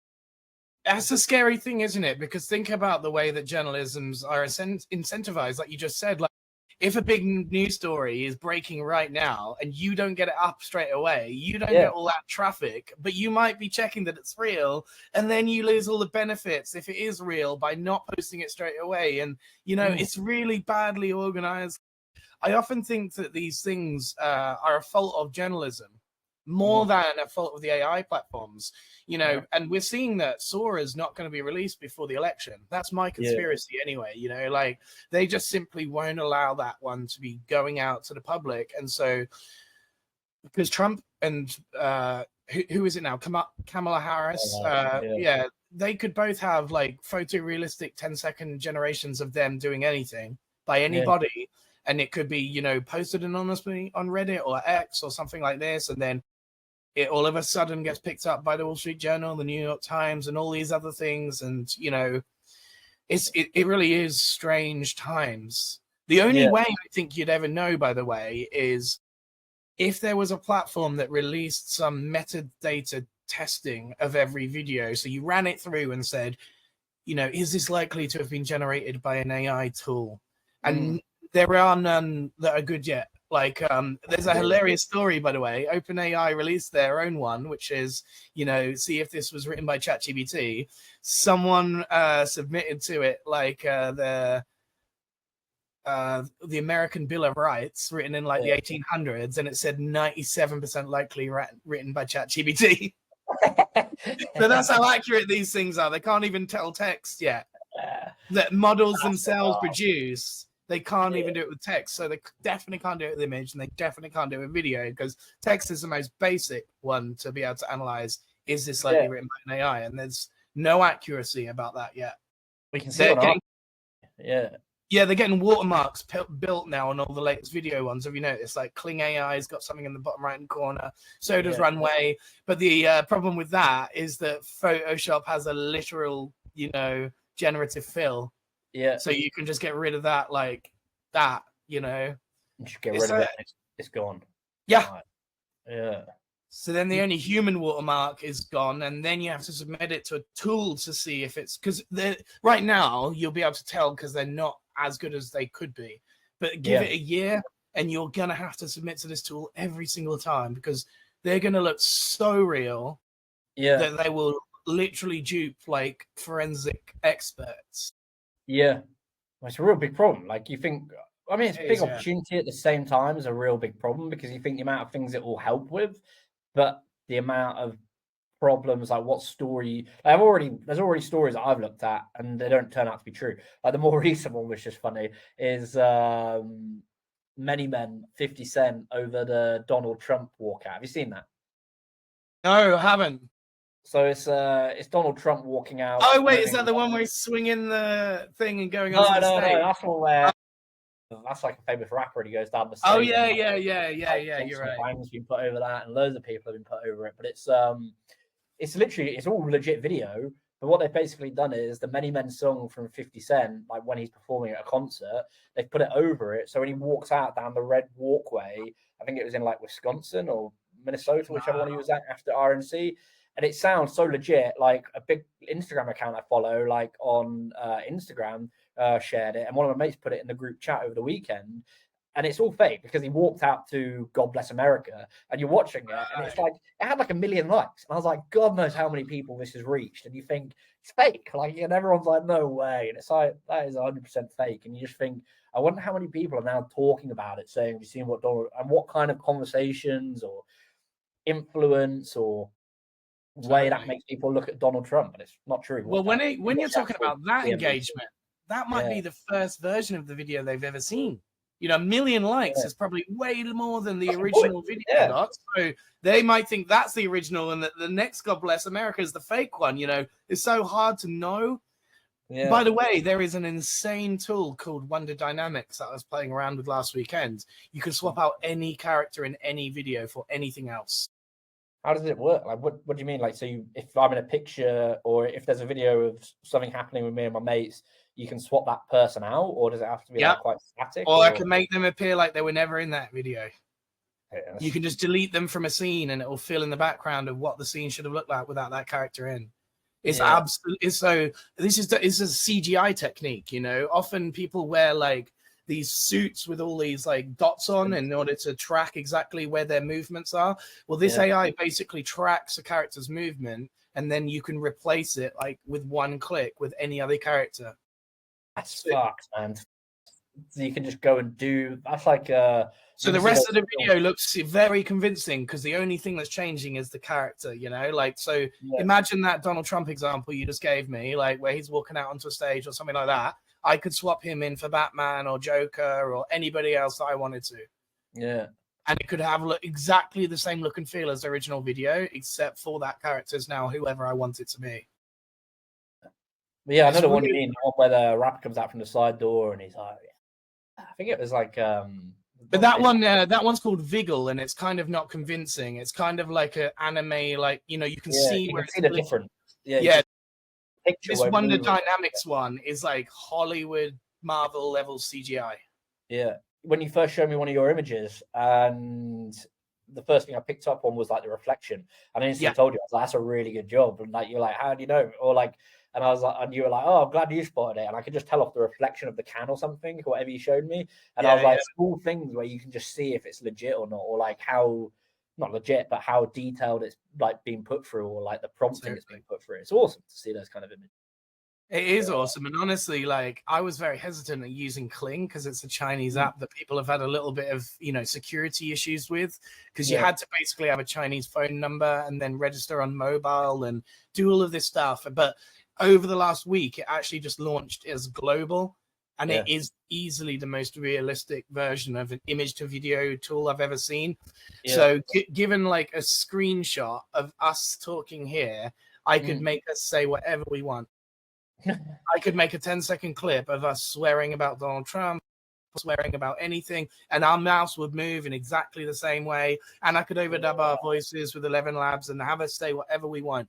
So then you start to think, that's scary. It's really scary, right? Like, because this is a free to access tool that doesn't disavow celebrities' names and brand names, because it doesn't have the same ethics as like Silicon Valley AI tools that won't allow, Obama or Trump to be added as prompts. Where it's Kling, anything goes. I've literally tried Sonic the Hedgehog, IP character. I've tried everything, and it doesn't stop anything. It also doesn't allow, I think the only thing you can't do is porn, basically. But everything else is okay. I could have Trump kissing Putin on a beach for 10 seconds and then talking to each other about anything I want. Yeah, I've seen those pictures like where they're walking on the beach together or whatever. Like, yeah. Or the Pope kissing Putin or whatever, in a Balenciaga, that was the famous one, wasn't it? The Balenciaga buffer jacket. I think that's and it was like, cool as the 2D image, but now you can get an actual video of it. yeah, That's something that makes people go, oh, that's got to be real. You know, yeah. like, because photos, everyone's known for a decade that Photoshop can manipulate any photos, but Yeah. no one's ever seen indoctrinated video, as I call it. Like a video that you can, like the videos that I take a lot of attention to now is like where you can change language and it's in the same voice as well. So you can just So change cool. it straight to German or Chinese or Japanese, So or even something like to a quite slang, like an Australian accent. So still English, but has an accent. I don't know, like Brazilian, like a Spanish Brazilian or Portuguese Brazilian. And to see, that stuff's really cool because you obviously, and like Mr. Beast does it with his videos, so he'll translate everything, and he says that's how he's allowed to get like such big reach. I think he hires like actual voice professionals for those countries or those languages, but eventually, if I'm sure it would be available that you can just stick it through an AI and it will keep the exact same tone of voice and everything, because I've seen it happen multiple times now, and it's like, wow, like. So have I. But the thing is with Mr. Beast is he'll never get rid of his overdubbing team because he's the top 1% of creators and he wants that top 1% of reach. But what that AI will enable is anyone without a budget to do roughly the same thing at a reasonable standard and instantly, you know, like actually, you know, a little segue back. I've seen Spotify already doing this with Rogan's ads. I've seen Rogan talking Spanish when I was in Spain and listening to a podcast. Rogan started to talk Spanish ads to me. Yeah. And I was like, was it like AG1 and ExpressVPN that he's... Yes, exactly. It was an ExpressVPN ad read by Joe Rogan, but him speaking pure Spanish. That's pretty cool. So they're doing that. And I wonder if X and other people will be on them, because do you know what that means? Global content, bro. Yeah. The first social media platform to embrace that and give a one-touch button to, you know, if I'm tuning in from Korea, read this in Korean, and then the mouth moves in Korean, and I look like I'm speaking Korean, that will change everything. Because then all the content will be global. Yeah. Yeah. Because they do it with captions at the moment, don't they? So you can just instantly translate captions, but actually doing the voice, because that's a barrier to putting it away in your pocket while you're at the gym or in the car or wherever, and you're listening in the background. Yeah, that's like you'd have to sign up as a creator. You'd have to, you know, I'm imagining this would be the sort of user journey is I upload video of podcast written and subtitled in English to X. And then X gives me the option, if we want to, would you like this translated into every language? I tick that box, you know, and then I'm agreeing that basically my content can be, you know, use the AI mouth feature thing and the language change so that someone in Korea will get suggested my post that wouldn't have ordinarily, because then they've got a play in Korean button underneath the video, and then instantly it's more immersive. But I'm going to have to opt into that, because obviously then my rights are changed every single language that it's changed into. And like, you know, people in Asia are more likely to rip off that video and, you know, download it and do with whatever they want with it and stuff like this. So then it's going to become like, is it worth doing that? You know, is it worth giving it into multiple languages and multiple territories? Well, the answer is if you sell to those territories. Yeah. You know, like there's no point in me having it in Japanese if I can never sell anything to anyone in Japan, I suppose. Yeah. So then you're like, you know, choosing from the options of languages, like here's the languages I'd like this to be dubbed into, you know, Swedish, Spanish, French, German, you know, and then you might disavow all other, like, but then people are going to argue, well, people in Kenya are never going to get the right content, you know, because not Kenyan people don't have much buying power. Yeah, so then they're not going to get suggested content in their language natively. You know, a lot of people said this about AI, honestly. They've said if you're in a good buying power potential when AI is very useful, you're going to get so far ahead of everybody else. Where do you reckon has a lot of buying power potential at the moment? You normally just think like the US and China and maybe... You know what? I'd actually say that there's a very different level right now to what most people think. I would say that America's not even in the top 10. Really? Yeah, because of the regulation and other things that are going to come in. Like, because if you look at like an AI friendly map of the world, USA and UK would be really low on that list. I thought USA would be really high because they're not Well, they've invented it a lot, but think about it. They've got the most IP and copyright to protect, and lawyers are massive over there, you know, whereas China is like anything goes. Japan is like anything goes. You know, I would imagine that the top 10 countries would be Asian. Yeah. As to AI Pro, like if you just sentiment analysis. Yeah. So yeah, it's funny. So you're measuring it on like how much it's regulated and like what the data protection is point, not from the perspective of like how much is being used and how much is being deployed. Yeah. And I think just generally like how worried people are about it and how adoptive they've been and how you know, much they use it day to day. Yeah. Like honestly, yeah. How much people and businesses, it always is on my mind, Chris, like how much people and businesses are using AI at the moment and how much they think they're using it compared to how much they're actually using it and how much AI you're using without knowing that you're using AI because it's starting to get embedded into a lot of products. But the amount, like, that's actually such a good point. I've never thought about that because think about it, right? If I put a poll out to an American audience and said, how many of you are using this in their work? No one's going to answer yes if their company sold them they physically can't. But they may actually be using it sneakily, you know, and they're not submitting that in a data poll.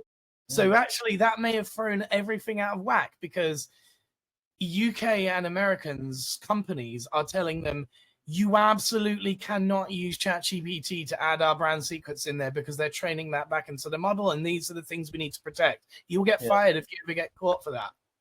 Whereas it's saving them loads of hours in work and that, you know, it's very useful. So they're probably logging in through VPNs in order to access these things and not telling their work, using their phone and copy and pasting it to themselves on WhatsApp. You know, literally that's what's probably happening. And yet, you know, Chinese companies are going, go for it. If you can get your job fast with AI, go for it. You know, they're probably encouraging it from a company top-down CEO's perspective. And therefore people would be much more okay with saying in a public poll that they are using it because it's not going against their company's will or something like that. So actually, that data source is probably very spurious because of that reason. Yeah. I think there's just so many unknowns about it. Like people trying to, it's why I don't really like the word expert. Like I think an expert is, doesn't exist. It's like perfect. Well, I'm not saying it doesn't, like people have their own opinions on that matter, but I think perfect and experts, I just don't understand that. Those words. These words are overused, aren't they? Yeah, like someone that's, I don't even know how you would class someone as an expert. My point is, like, even those people that are like highly proficient and profound, like a Jeffrey Hinton or whoever it is in their respective fields, like how many companies use Salesforce that don't know they use Salesforce? It's just, that's just part of my admin job to update that data lead entry. And it's like, well, you're actually using that because it's feeding back into a private LLM. And I think that whole conversation around not using ChatGPT, I think private LLMs, like Mark Cuban said it on Lex Freeman's podcast, and loads of people have said it's not far away. Like Elon Musk has mentioned it, and Dell, I think Michael Dell mentioned it, like because they were going through that big, they were going to build the power center for Grok, which ended up not going ahead.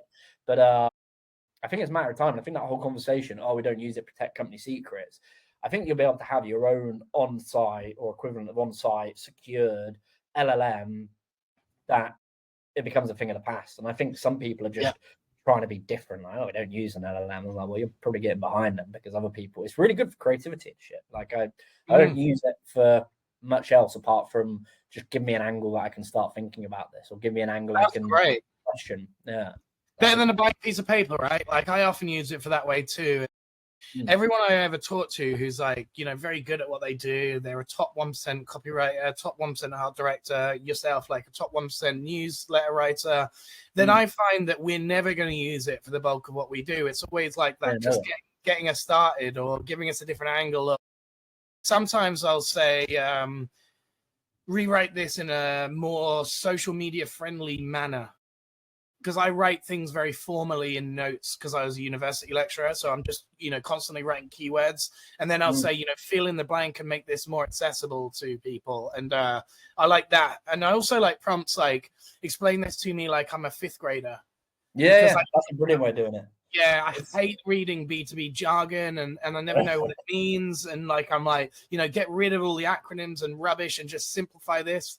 And that's so super useful. But everyone I find that, you know, they're looking for the ultimate ChatGPT prompt. And I'm like, no, it helps with the thousands of trivial tasks. Yeah. That's really what it's for, right? You know, you're not going to ever get like the next Shakespeare out of ChatGPT. You're never going to get the top 1% of anything. What you're going to get is an incredibly useful thing at doing an average amount of tasks. You know, like that's where I find ChatGPT more useful.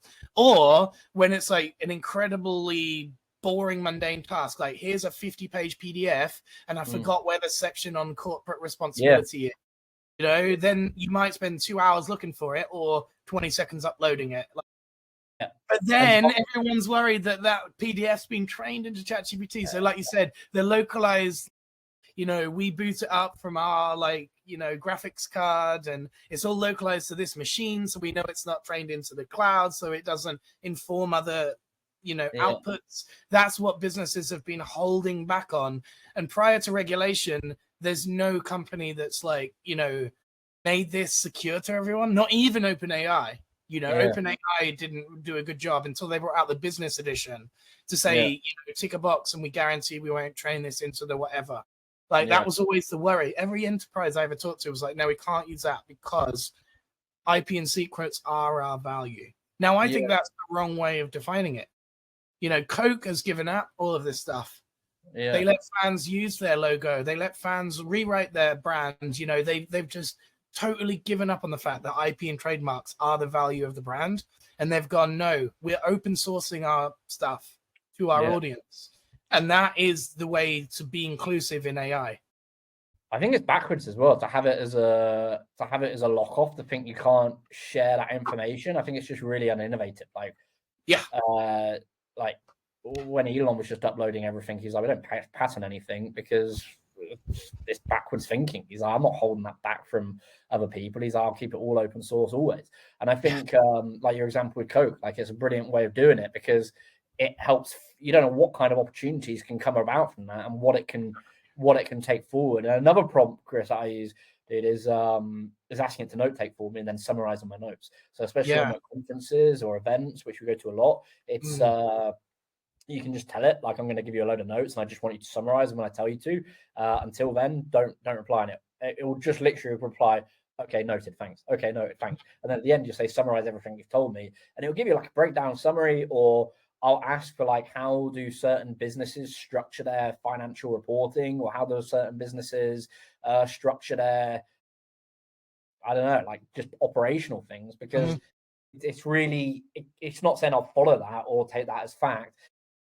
How one business runs compared to another business, it's like a creative flair. Never going to be aligned. It's going to be very, how Nike runs its business is going to be, they're all successful businesses, but how Nike runs compared to Delta Airlines, compared to a hospital, compared to H&M, they're all very different but successful in their own ways.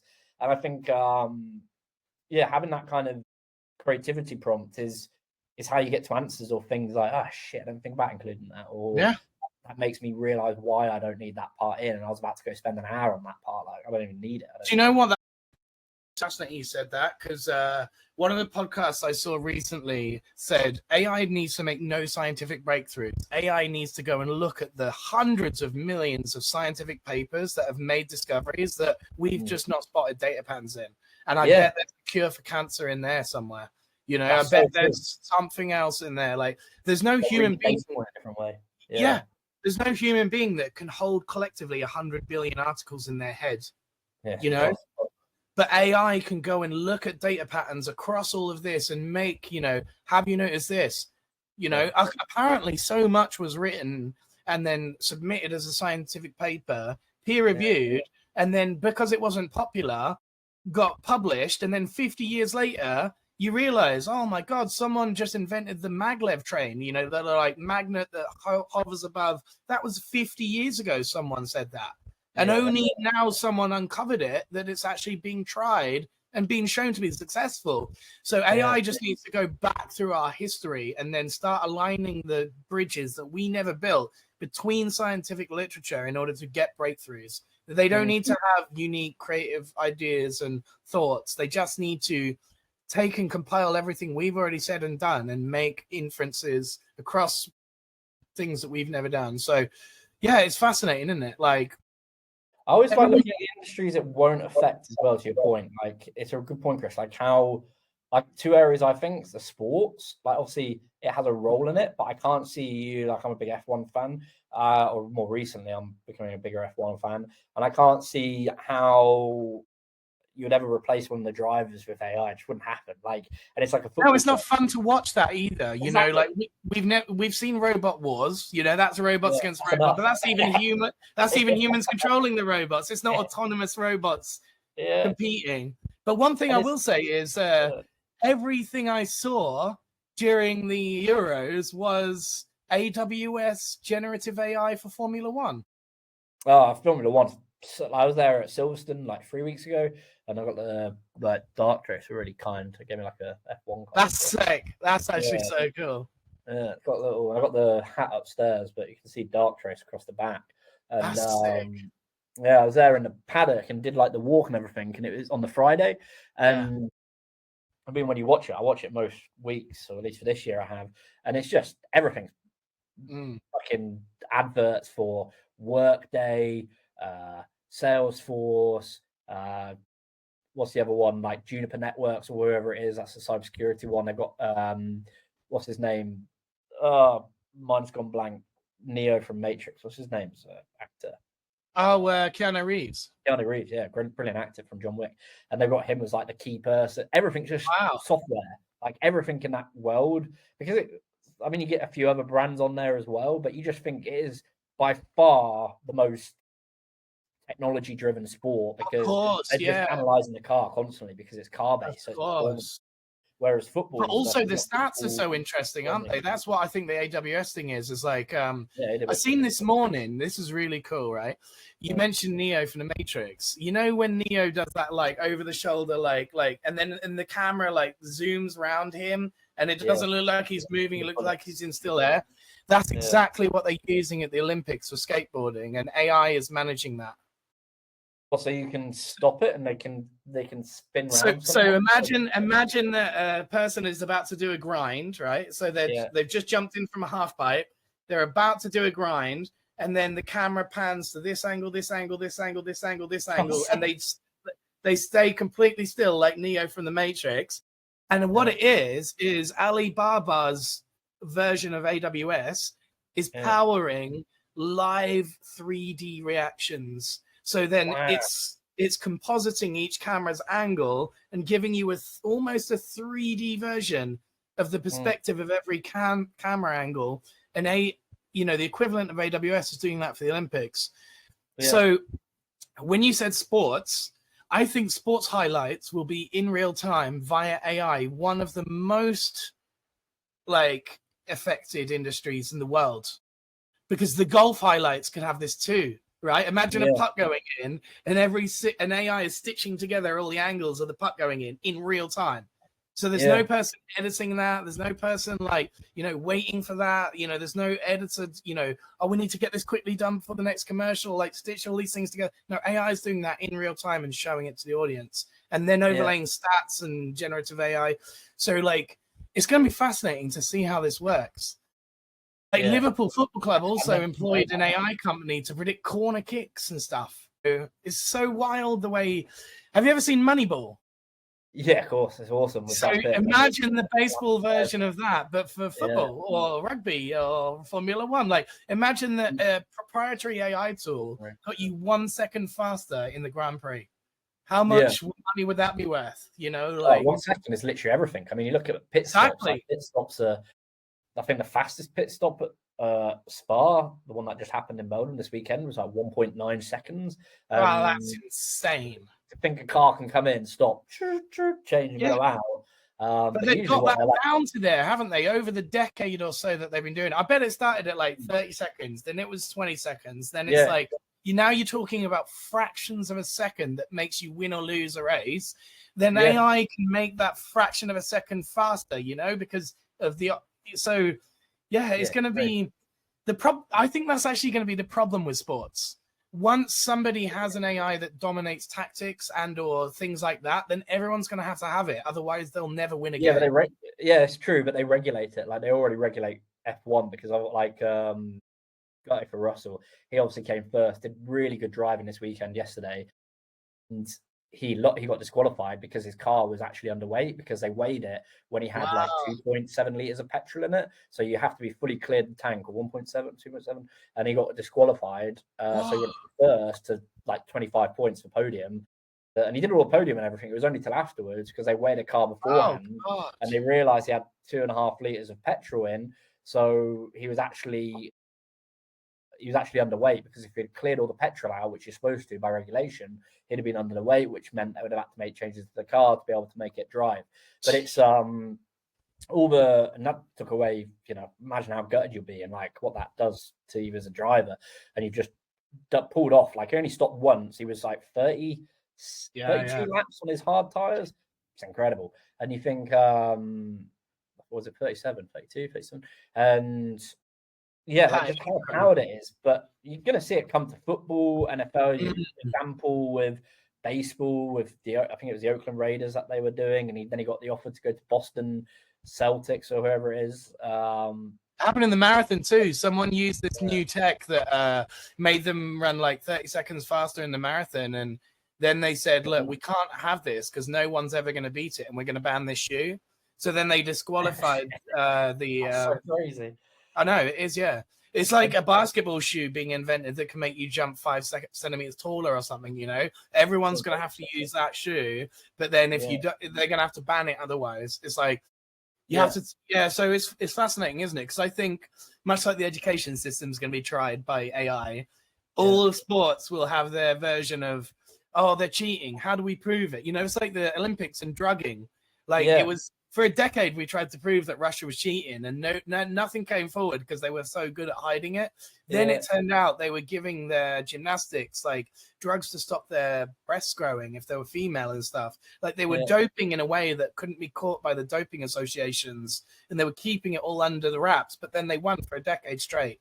Yeah, so it's wild. Like everyone's gonna have to do this whole. How willing are you to scrape the bottom of the barrel by using AI? And then everyone else is going to have to play catch up, or they're going to have to start calling it out and saying, no, this shouldn't be possible. Like, because things will start to look fishy. Yeah. And we'll start to go, how is this record being broken? And this guy's not even done half the training I've done or whatever. It is bad. It's weird that you get like, what was it? Like that guy that broke the 7-minute record for a mile or something, and then as soon as he did it, like 5 people did it like within a year after him or something daft. Like everyone else started beating it, and now obviously it's massively down since then. But like people thought it couldn't be done before then, or was it the 5-minute mile, whatever it was?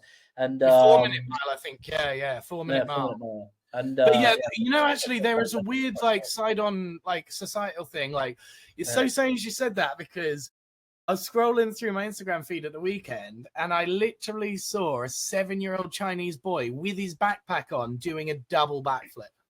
Yeah, that's nuts. And you think, when I was 7 years old, there was probably only a handful of people in the world that could do a double backflip.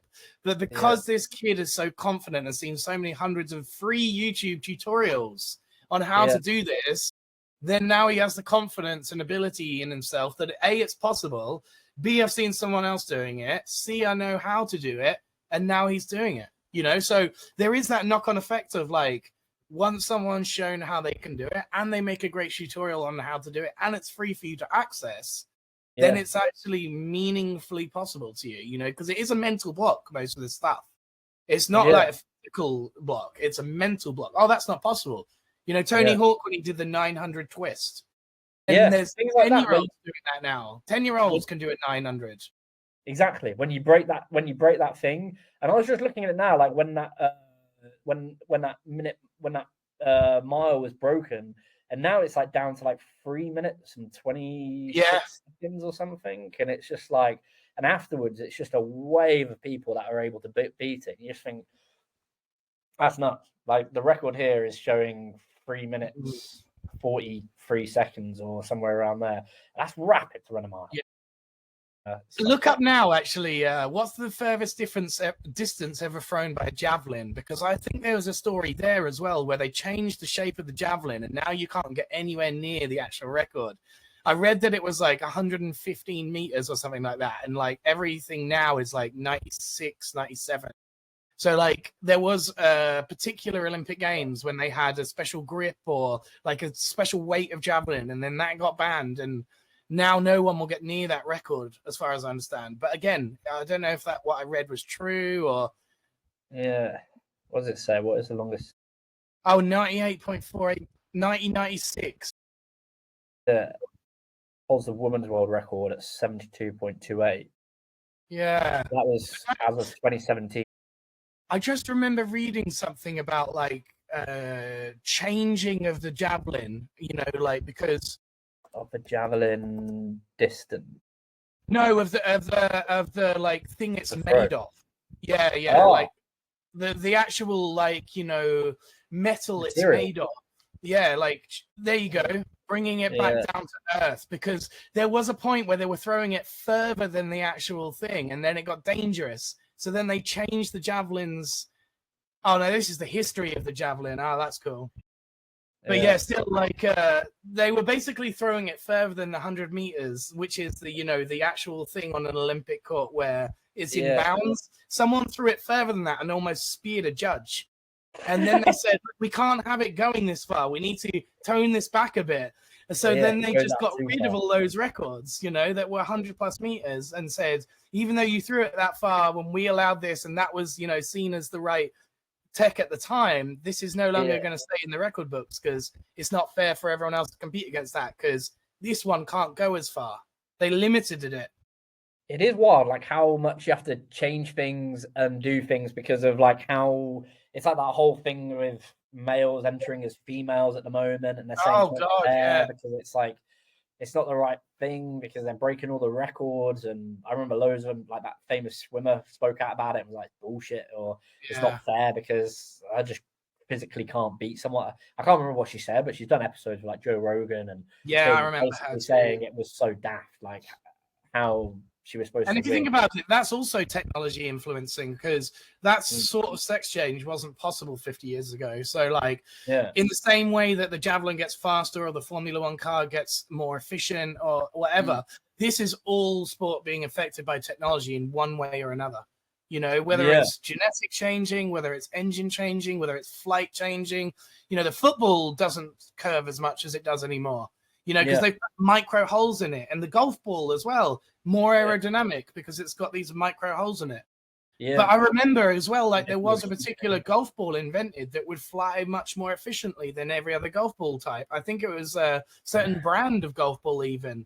So then every pro was using, you know, the Flight 50 golf. I'm just making this up now. Like, can't remember exactly what it was called, but and then like esports, which is all technology. There's these keyboards you can buy now, which means that, you know, when you touch a key, there's no lag time between the button being pushed and the key being pushed. So then it's like a hack to, like, you know, not have one of these keyboards and have like strafing at instant like paces. It's almost like, you know, the scroll on a mouse, you can use a scroll button to basically fire a weapon like this. But look, mine's an infinite scroll. Look. It's just scrolling on its own. All the time, man. Yeah, like it's an insta scroll. Like that's not on every mouse. Therefore, it's a cheat. You know, if you've just got a regular mouse and you're trying to compete against that, no way, no chance. It does make all the difference. Like gaming is one of the few things, like is another one of those examples where I don't think it's ever going to get replaced because people just generally enjoy gaming. Like I love gaming. Like playing last night with Sweets, with just playing Siege all night long. Like till we were playing for a few hours, but like the other weekend we were playing it for just hours on end. And I'm a bit of a gamer, loser like that, but I just love it. And you think I can't ever see AI taking that away from people. It might speed up things or, like to your point, make things better, but I just can't see someone saying. Well, we've had this. That's actually gaming's a great analogy because AI gaming characters have been around since, you know, gaming. Like, if you think about the GoldenEye on Nintendo, they were AI characters, you know, like they are NPCs that are nowhere near as fun to play against as real online human players. So, like, You know what's funny though is think about what our parents always told us. Oh, you're wasting your time with gaming. There's no money in gaming. It's totally this. And now there's like $1 million prize pools for FIFA competitions, and they get paid as much as like real famous athletes. Yeah, and you well, you look at this, bro. Like, look at all the famous influencers, or not influencers, like YouTube stars that are going into those divisions.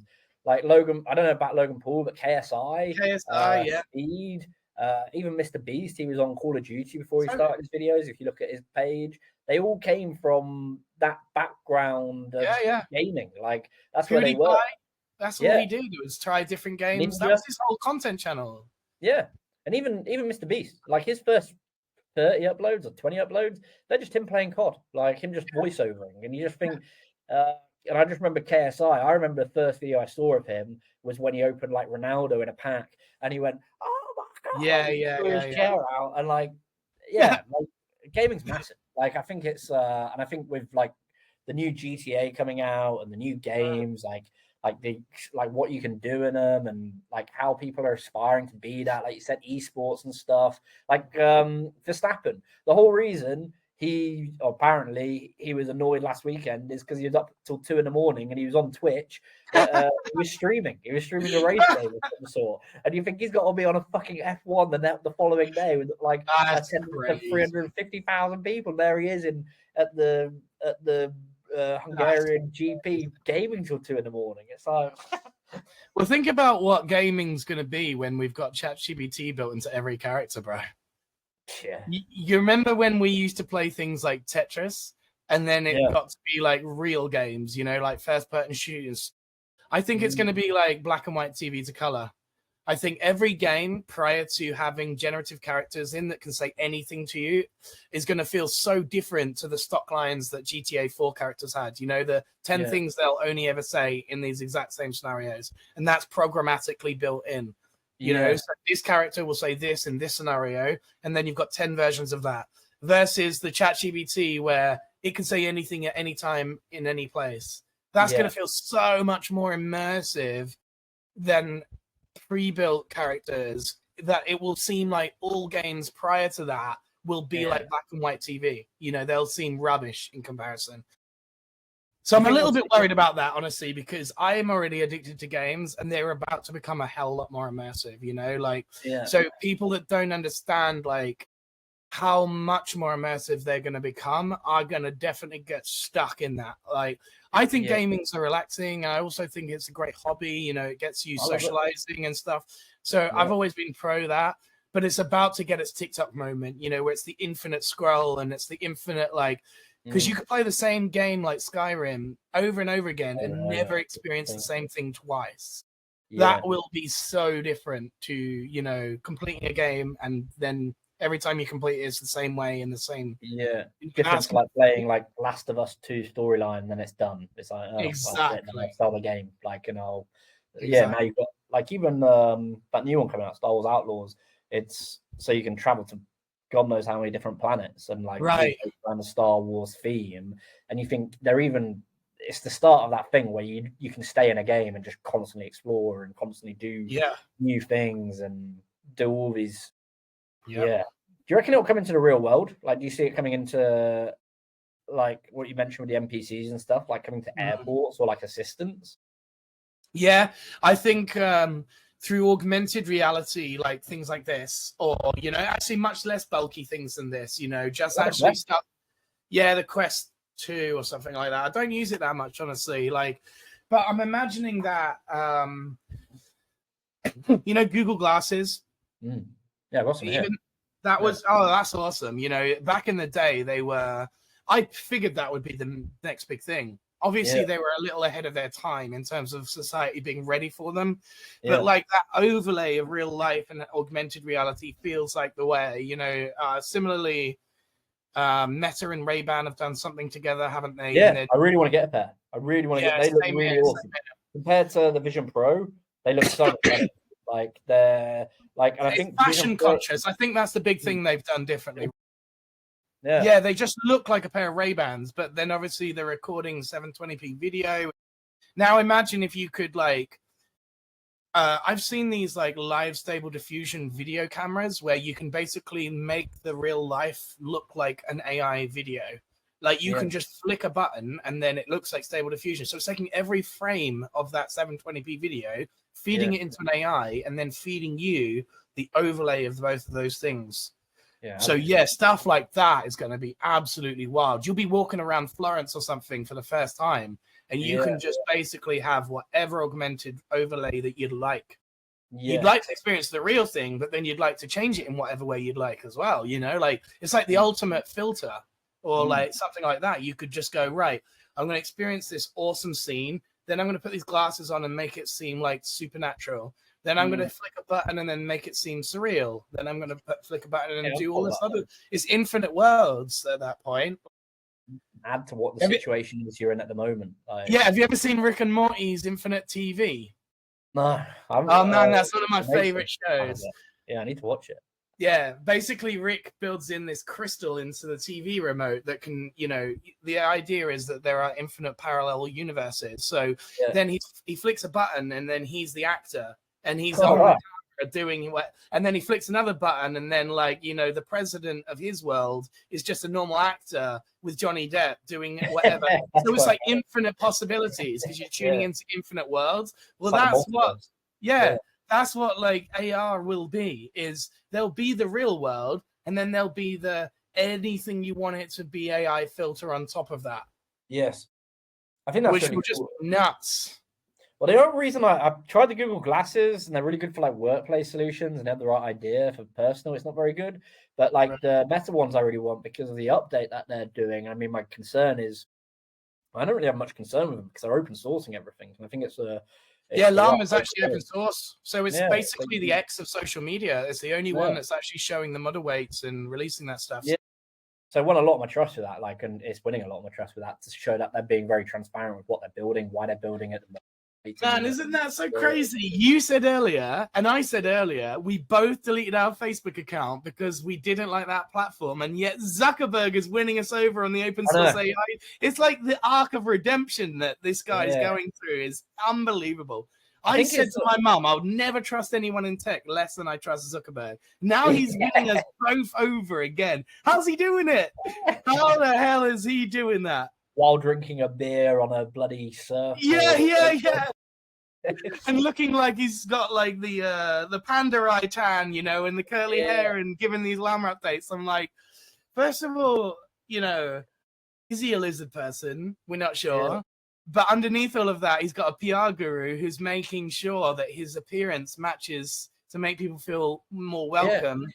You know, and he's doing all these updates like, look, we're giving this away for free. There is definitely still a little bit of me that goes, yeah, but Facebook was free and you used Cambridge Analytica to scrape all our details. So what's going on with this AI stuff? You know, like, are you doing the same there? Are you giving it away for free so you get more users, so you get more data, so that then you service it to someone? Or that still does worry me a little bit. But the fact that it's open source and no one else is something different. You know, it makes me think, what is the value of open source? Like, where is he profiting from this? Why is he paying $100 million to train this model and then just give it away for free? Yeah. Is he seeing the new model as you don't charge for the underlying training, you charge for the things built on top of it? Because Facebook never charged its users, you know, so maybe he's just seeing a different business model to all of this. I honestly don't know. It's really hard to know the true intentions of it all. Yeah, what they're doing with it and like everything, because it's all been stopped at the moment, but it's happening in US, so you can use it now. Like, so that's why I don't know if I'm going to get the Meta glasses because the regulations here have stopped them using the AI element because isn't that crazy? You'd essentially be able to look at like the Eiffel Tower and say, give me a breakdown. It will pop up a speech bubble and explain it to you either through visual or through hearing. And if you look at a menu, it'll instantly translate it for you fairly accurately. But obviously it's coming to your WhatsApp and it's coming to your Instagram. And there was that funny feed that someone posted on X, like, and they were using it and they said they basically prompted it to tell them about something about the election and something about Kamala Harris and Donald Trump, and it refused to answer, and then they rejigged the thing and it answered the question. all that kind of stuff, I guess it's because it just increases usability. Like, I love WhatsApp, and WhatsApp's owned by them. And you think, well, Facebook, I just looked at it. I was like, I'm already using Instagram. I'm not getting any value out of Facebook. So I think it, it changed my perception. Like, Facebook, I just don't think I'll ever use again. I just didn't like it. Isn't that so shocking that we're going to get inferior products in Europe because of GDPR? They're going to have features that we can't use because we're going to not have that ability. That's going to make American companies either not bother or just furious, you know, because their global market share is going to dry up if that's the case, you know? Yeah. Man, that's so wild. Like, I keep seeing these memes on Reddit again, like, America, innovators, China, cloners, Europe, regulators. And that couldn't be more true, you know? Like, we keep regulating things that we didn't invent on the basis that it's protecting us. But actually, it's going to now be that we just don't get to use cool things, and we're going to get further and further behind. And, like, this is going to be an actual problem now, you know? Like, spending, because you get more cautious. Am I going to break GDPR laws? Am I going to break data laws? Should I buy that product?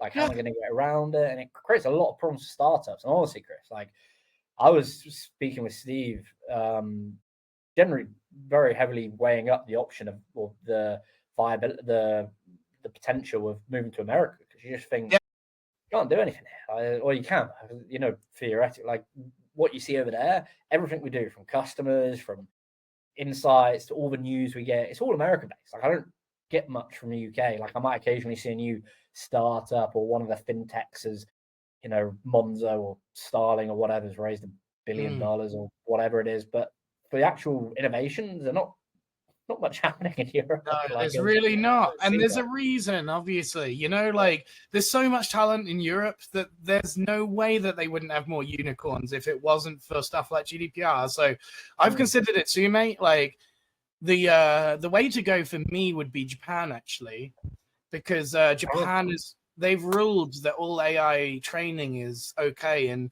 there was someone come on my podcast and said Mid-Journey images can't be copyrighted anywhere else in the world but in Japan. So they started to call it Mid-Japan. Like Mid-Journey plus Japan equals win. So, like, you know, unless I start to VPN tunnel through Japan and pretend I'm a Japanese citizen, there's no way I'm going to be able to claim copyright over any of these images. But I wonder, you know, like, Mid-Japan. Exactly. Imagine that someone in, like, South America who could contribute a lot to the local economy decides instead to move to Japan to take their expertise there because they're more friendly about giving them rights as an AI digital artist. Then what is going to happen is Ecuador, or wherever that person was from originally, they're going to start to see, oh no, the economy's tanking because we're stringent on our, you know, data protection, but then we're losing all of our most talented 1% of, like, tax contributors. You know, this has happened in many different countries. Germany's seen an exodus of their top talent too. A lot of countries are seeing an exodus of their top talent. And in America, in COVID times, like Rogan, the person we watch, he moved over to Texas, taxes, Florida. A lot of these places that are in California, they're no longer in California. Miami's a big one too. They moved to Miami. This is, you know, seen as beneficial to millionaires that make tax because they can save 12% or whatever. That makes they can save more of their money. But that means that the local California economy just lost all of that person's expertise, their value in tax, their contributions through employment, and all these other benefits. Like, so then it might be that they go, oh shit, we need to stop this from happening. You know, it's not good enough to stifle these people. We need to encourage them. I always thought this about when I was a university lecturer. They make it so hard in the UK for people to stay here after they've graduated, but wouldn't they be exactly who you'd want? You know, like graduates, talented individuals. They're much likely to be higher taxpayers if they've got a master's degree than if they don't. So then to make it impossible for them to stay is such a dumb idea, because then they'll all take their talent from our university back to their country and start contributing a lot more there. You know, like, we should offer them incentives to stay here as graduate programs and whatever. But we've never done that. We've always gone, come here, use our education, and go back to where the hell you came from. That's been our attitudes to that for decades. And otherwise, we could have had the top, American AI talent here. We could have had all these people, because they all come and love university in Britain. They all love, they come to Cambridge, Oxford, all the, red bricks. And then they just go back to wherever they're from, Boston or, New York or California, and then contribute billions to their society. And we see none of those benefits. But again, like England's ruling of regulation hasn't been that kind on them. They would rather stay here for the tax in our little tax haven islands, I don't know enough about that topic. I just think people, like I was being told, like how people from Asia send their kids here, learn everything from us, and then go back and take it back to their side of the world to understand it. I think it's a smart. And there's no stopping that. Some people will say that whether or not you encourage them to stay or not, but by literally going, you're going to now be taxed more than the average person because you're not making any benefits for them, is what we do. Whereas you could give them some incentive, and if they were, tempted by it, then more innovation here. But they're not going to stay if there's no, good regulation.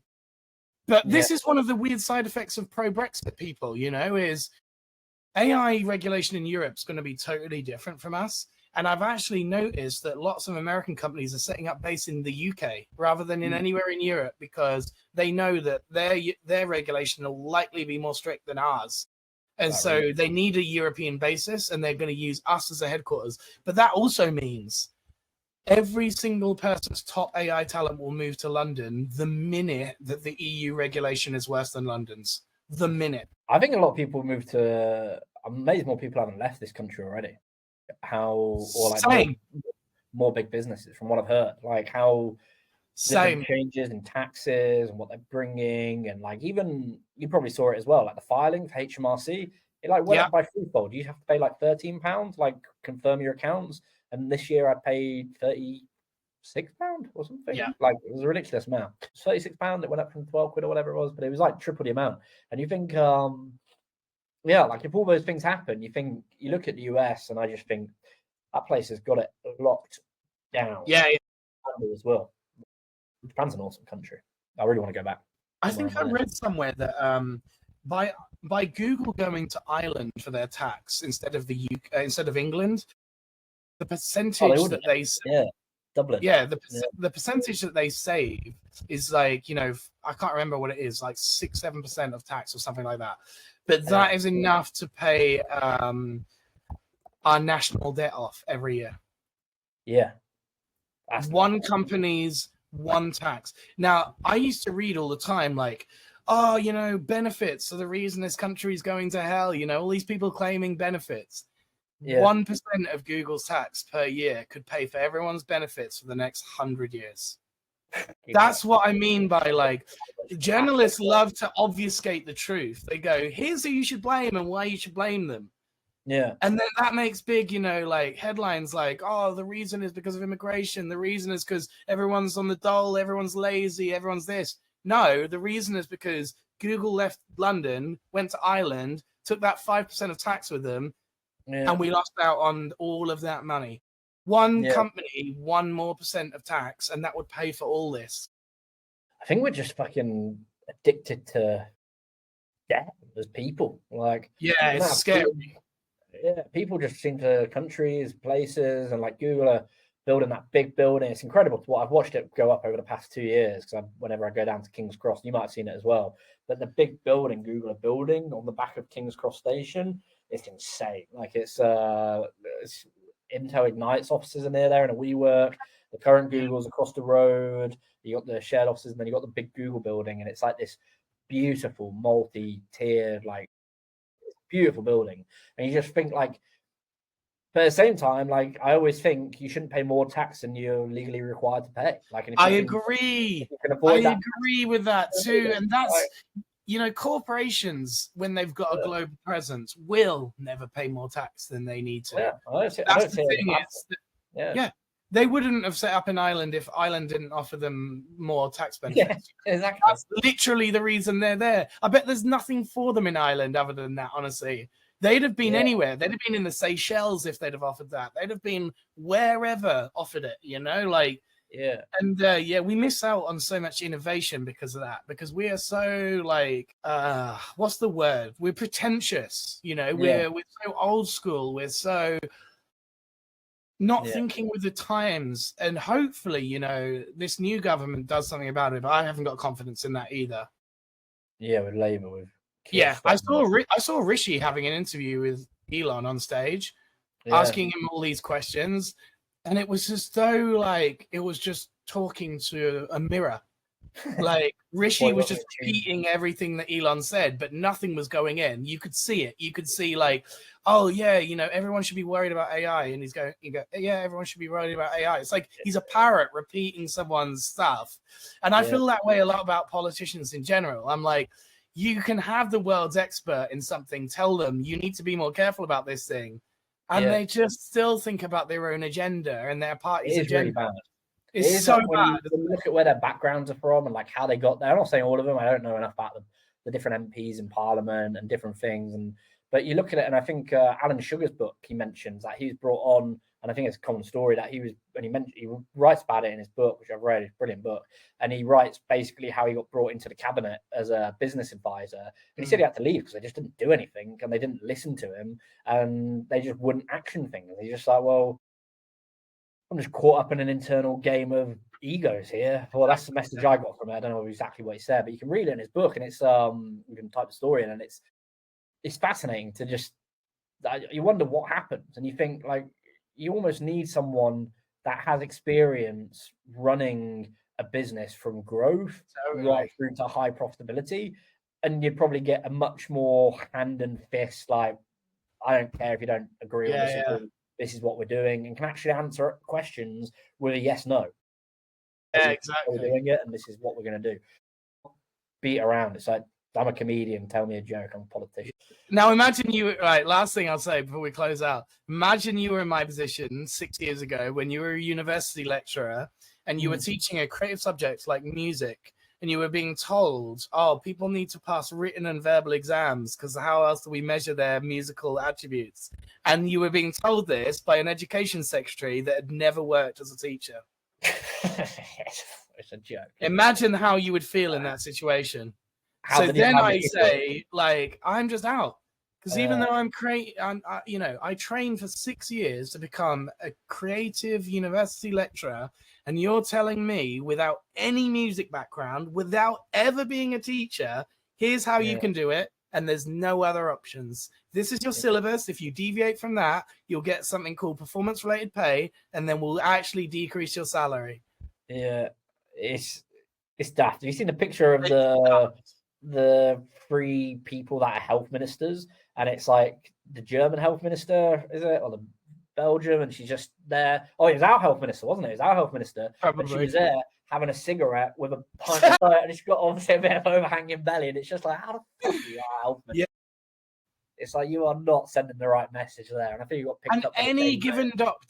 Any given doctor would know that, you know, let alone the thing or the person in charge of giving budgets to doctors. You know, that's the thing I've never understood about government. Actually, if I was going to change university, there was one called SAE. It's a private university where they don't have to have lecturers that have got master's degree. And guess who were the actual lecturers? It was Dr. Dre and people like that. Like Snoop Dogg was a guest lecturer, you know, because they have had a real hip hop career. They've had a real music career. You don't need any background. You just need to go, how many platinum albums have you sold? You know, it's not about whether or not you can be a good teacher or whatever. It's like, how good was your career? And therefore, how valuable is your advice? But again, like, I don't know. I'd teach. AI is going to change education for the better, I think. Because of stuff like this, you know, it's embarrassing how every council gives out money to schools based on league tables, based on results, based on, you know, written exams. Yeah, that has got to change, because that's not even like a test of how much somebody knows something. Like most of my friends that got good results at GCSE and A level were just good at memorizing things from 24 hours ago. That didn't mean they had any practical application or knowledge of that subject whatsoever. And then people I knew that were very good at that subject got very nervous and anxious in exams, forgot everything, failed, and they was deemed by society as not being very good at that subject. So something had to change, and all coursework, all written exams, they can't be, not known that it was done by ChatGPT anymore. So something now has to change, and AI is forcing the hand. And otherwise, I don't think education would have changed. So I'm really happy about that. We need to have a conversation about that, because that's a whole area where I suck. That can be our next conversation, because I sucked at it. And like listening, I really want to know like what you told me before, like that whole shift from teaching to what you're doing now, and just what you think about it, like from afar. Like obviously you've had a brief experience with it. Like what needs to change? Because I think teaching is a big angle where you just can't expect like the old ways of doing things, like answering exams based off general knowledge and remembering things. Like, but everything in teaching needs to change. The salaries that teachers are paid, the amount of time that they have to spend doing resources.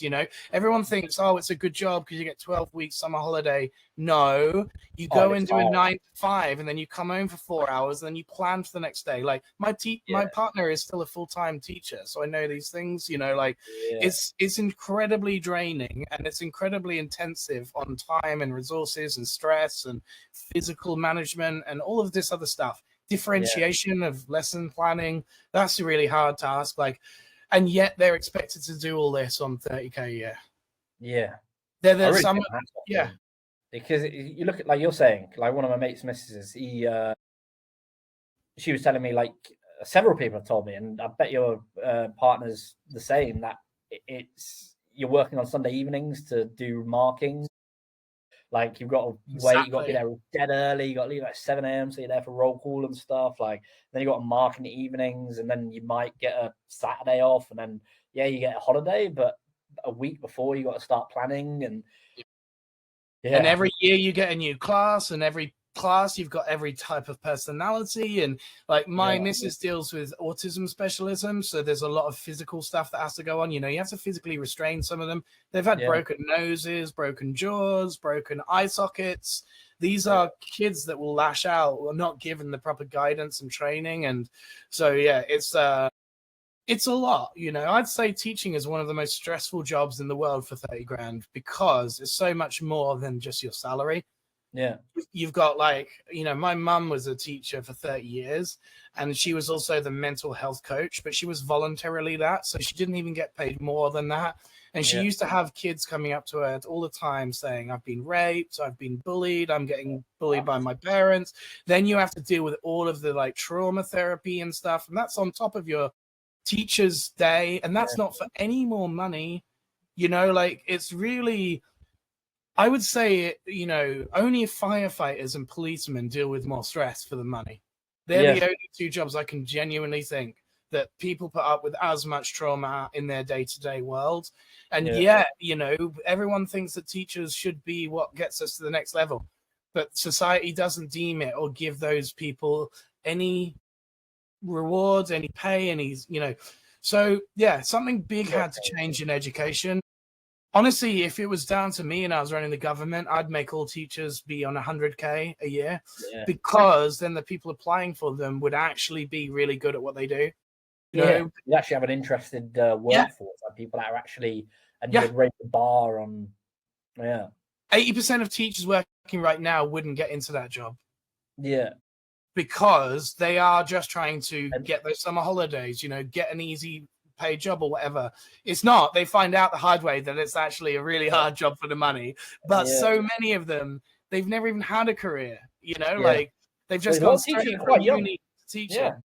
They're quite young, and they come into it quite hot, and that's controversial. I know people are going to be mad at me when they hear that, but I think minimum 10 years in a career before you can teach. Minimum. Really? Minimum. I don't know how the ins and outs of it works. Like, how do you?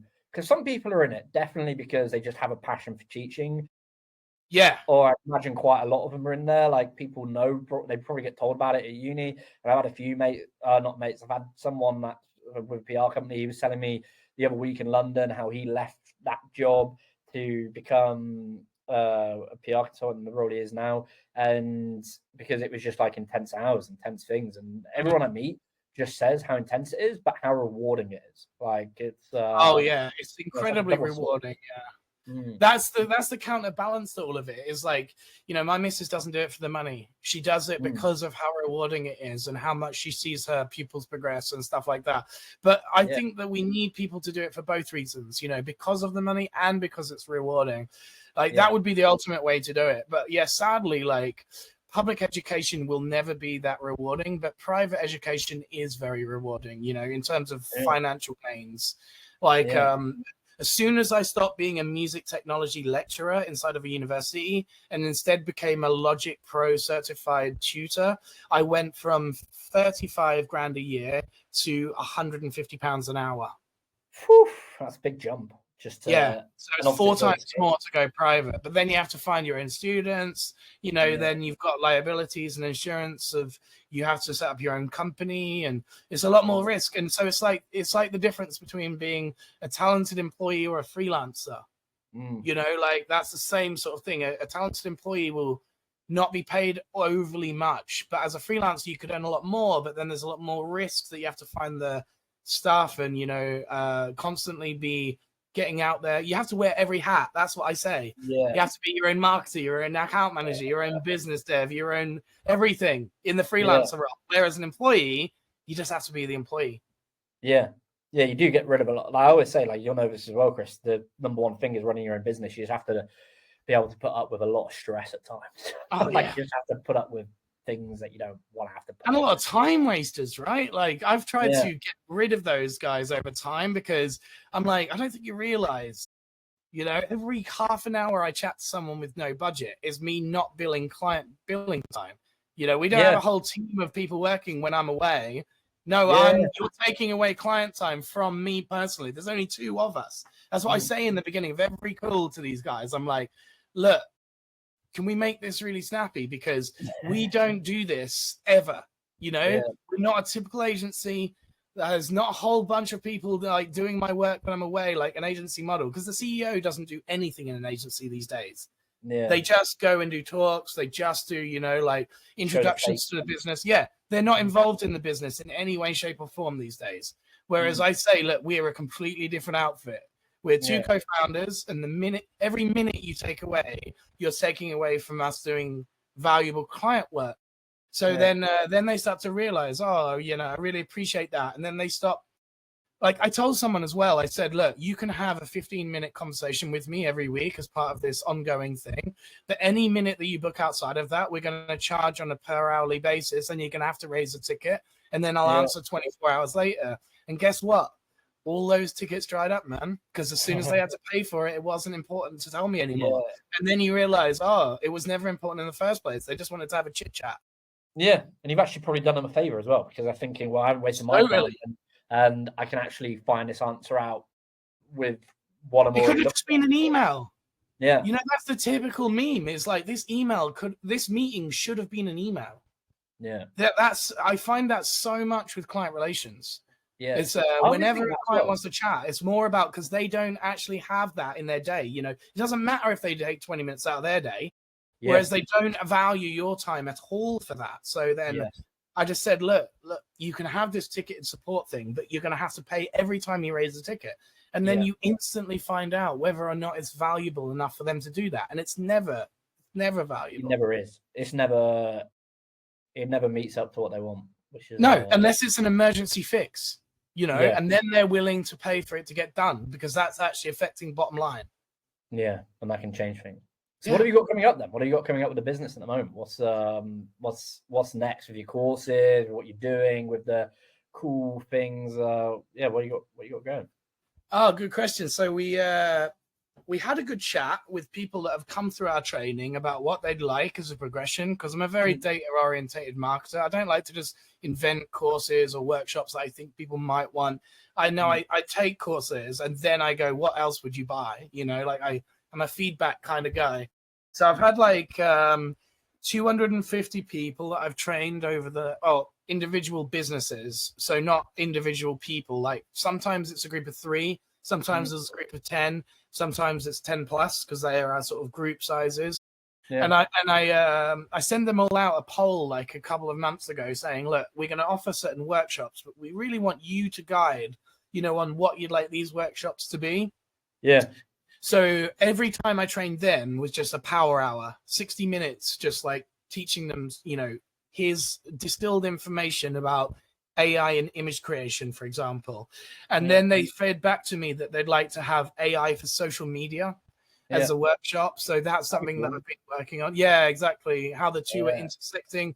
Then there's another load of feedback that's like, we're aware of ChatGPT and Midjourney, but we've got no idea what else is out there. So then I said, okay, we'll do a generalized generative AI one where I introduce things like 11 Labs, Suno, Udio, all the other tech that we use in our workflow that hasn't really made the same mainstream news as the ones that we use day to day. Yeah. So there are 2 workshops that we're going to be launching this week, actually. And I'm trying to get them out as quickly as possible because Paul, my business partner, is due his second baby on Tuesday. So he's going to be off pretty much. Huh? Tomorrow, right? Yeah, tomorrow.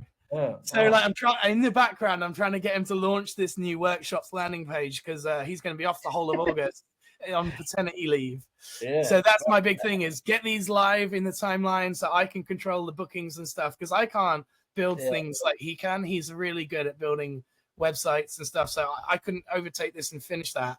I'm just trying to get him to, get it so that it's at a point where it's launchable. And then hopefully people can start booking in and I can just start doing the bookings because that's where me and him work really well. He's the design guy and I'm the educator when it comes to training and workshops.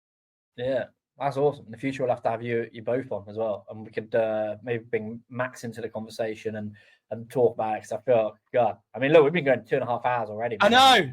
I can talk to you for hours. Smash through it. It's so interesting. It's. But when I talk to someone like you, mate, it feels like 2.5 minutes. Whereas when I talk to other people, it feels like 2.5 days. Like we were saying on the call before we got cut off last time, it's. We're just every time we keep bringing something up, like I watched that as well. Like I listened to that. I do that as well. I wanted to have you on. It's crazy. Even the American podcast. Like we're both British and we both watch the same American podcast. That's kind of crazy how much we've aligned. Again, I'm thinking like, is that accidental, or was our social algorithms pointing us that way because of our, background and keywords? And actually. Yeah, I just hard to know, right? I was like, this is fucking cool content. And then next thing we know, we're talking. We had that call like end of last year, and and here we are. It's really cool. It's wild, and congrats on all of your stuff for the newsletter. I'm very jealous of that, actually. That you've built such a big newsletter audience that way. I've been trying to aspire to that. Actually, I'm the social guy, but I feel like newsletters have more value, honestly. Like, and they're email lists. They're very good for stuff like that. They're handy. They're helpful. It's a long way to go, but it's the LinkedIn one is really easy to build. But the one for the business, we're just going through at the moment. Like, what strategy do we use? Do we use paid acquisition? Do we? Because you can do like really innovative things, or not innovative. You can do really helpful things in Beehive, like buying for subscribes and buying, and like you have the whole ad network, so they'll pay you cost per click and stuff. So it's a really fair both sides ad network. And I want to bring Tyler on. I want to do an episode with Tyler, the founder, and he's just he's so in tune with it all and just like replies to everything. Just really, from what I've had, I've never met him. I haven't had a call with him or anything, but I've just messaged him on X and LinkedIn. Wow, that's cool. Pretty cool stuff he's doing. Like really down to earth guy. I love it when a founder, is still willing to reach out. Even though they're very popular now and they're a few years in. I have got some questions though, if you do get to interview the guy, because someone else recommended that platform to me, but then they said they're upping their prices. Yeah, I don't know. And it's not going to be any more value from the platform. So I've seen this as a trend in a lot of platforms actually. Like Spotify just increased its price. Yeah. And now you're going to get shown ads at the upper price and stuff. So, like, it's almost like they had their golden era, and now they're like, oh, we can get more out of this, and they might lose some customers that way because someone will invent the new Beehive at all the same features at a lower cost. And, that's kind of the way I see TikTok worked over YouTube and other things. They got greedy, right? Yeah. That's annoying. If only the question for him, if you do get to interview him, is how do you avoid that? How do you keep your old customers as happy as the new ones? Because that seems to be the trick when it comes to platforms like that. Is keeping your OGs happy and inviting new ones and then being just as happy, because the OGs see the platform degrading and getting more and more expensive. And they all talk about the good old times, you know, when I used to be able to send 10,000 LinkedIn connection requests instead of the 100 you could send now. You know, like it becomes more and more restrictive. It is really powerful though, man. Like, I suggest you check it out because it's I heard it makes everything else look silly. MailChimp, MailerLite, they can't keep up. And even if they did increase their prices, I mean, it's not much at the moment. It's like compared to like MailChimp was just extortionate. Like, it was for the data we had, like the amount we were gonna have to pay, and like MailChimp scaling is awful. That's why I didn't choose that one, because we've got like because you're the same, right? Like, as soon as you go 1,000 to 10,000 subscribers, it goes like massively up. So then you're like, well, I've already got over 10,000, so does that mean we have to start paying $199 a month or $599, whatever it is? You know, I don't know. Beehive's very flat rate. It's like $100 a month. So that's really smart. So even if they do up the price, if they keep it flat rate and tiered, and like, you know, you grow as we grow, then that's the sort of thing I would say is the way to keep people happy. But it's built around it as well. So the tools within inside, or the capabilities, from my understanding, pay your subscription cost. So our subscription cost is already covered by the ads it's already supplied us for no legwork. They just come into your inbox and say, so and so wants to sponsor your newsletter. I haven't had to do any outreach. It's just available for people to see, and I can go see others. Oh, that's sick. In, and then you can get boosts, which are ongoing. So if someone subscribes, they'll pay $2 per new subscriber you send them. So like this month, it's our first proper month on it, and within a week and a half, everything was within 3 sends. Everything was paid for, like including the senior. So you think like so it's X and Beehive. I need to go and spend my week getting on. By next time we have the next conversation, because we come on again and have this talk, we'll look at it, man. But Chris, I appreciate you coming on, man. I really do. Hey, no worries. Where can people find you? What's going on with you? So I'm not really on other social, like you said. I have a limited presence on Instagram and TikTok, so you won't find me there. You'll only find me as a ghost. LinkedIn is the only one I take seriously, and it's just my name, Chris Branch. But then if you want to come follow any of our communities, you know, depending on what your interest is, we have one called Marketing Inspiration, one called Artificial Inspiration, one called Yubnub Creative Inspiration, and they generally all have like 100,000 followers in each community. So whichever is your background, you know, creative, technology, marketing, AI, we've got you covered basically. So come follow one of those communities.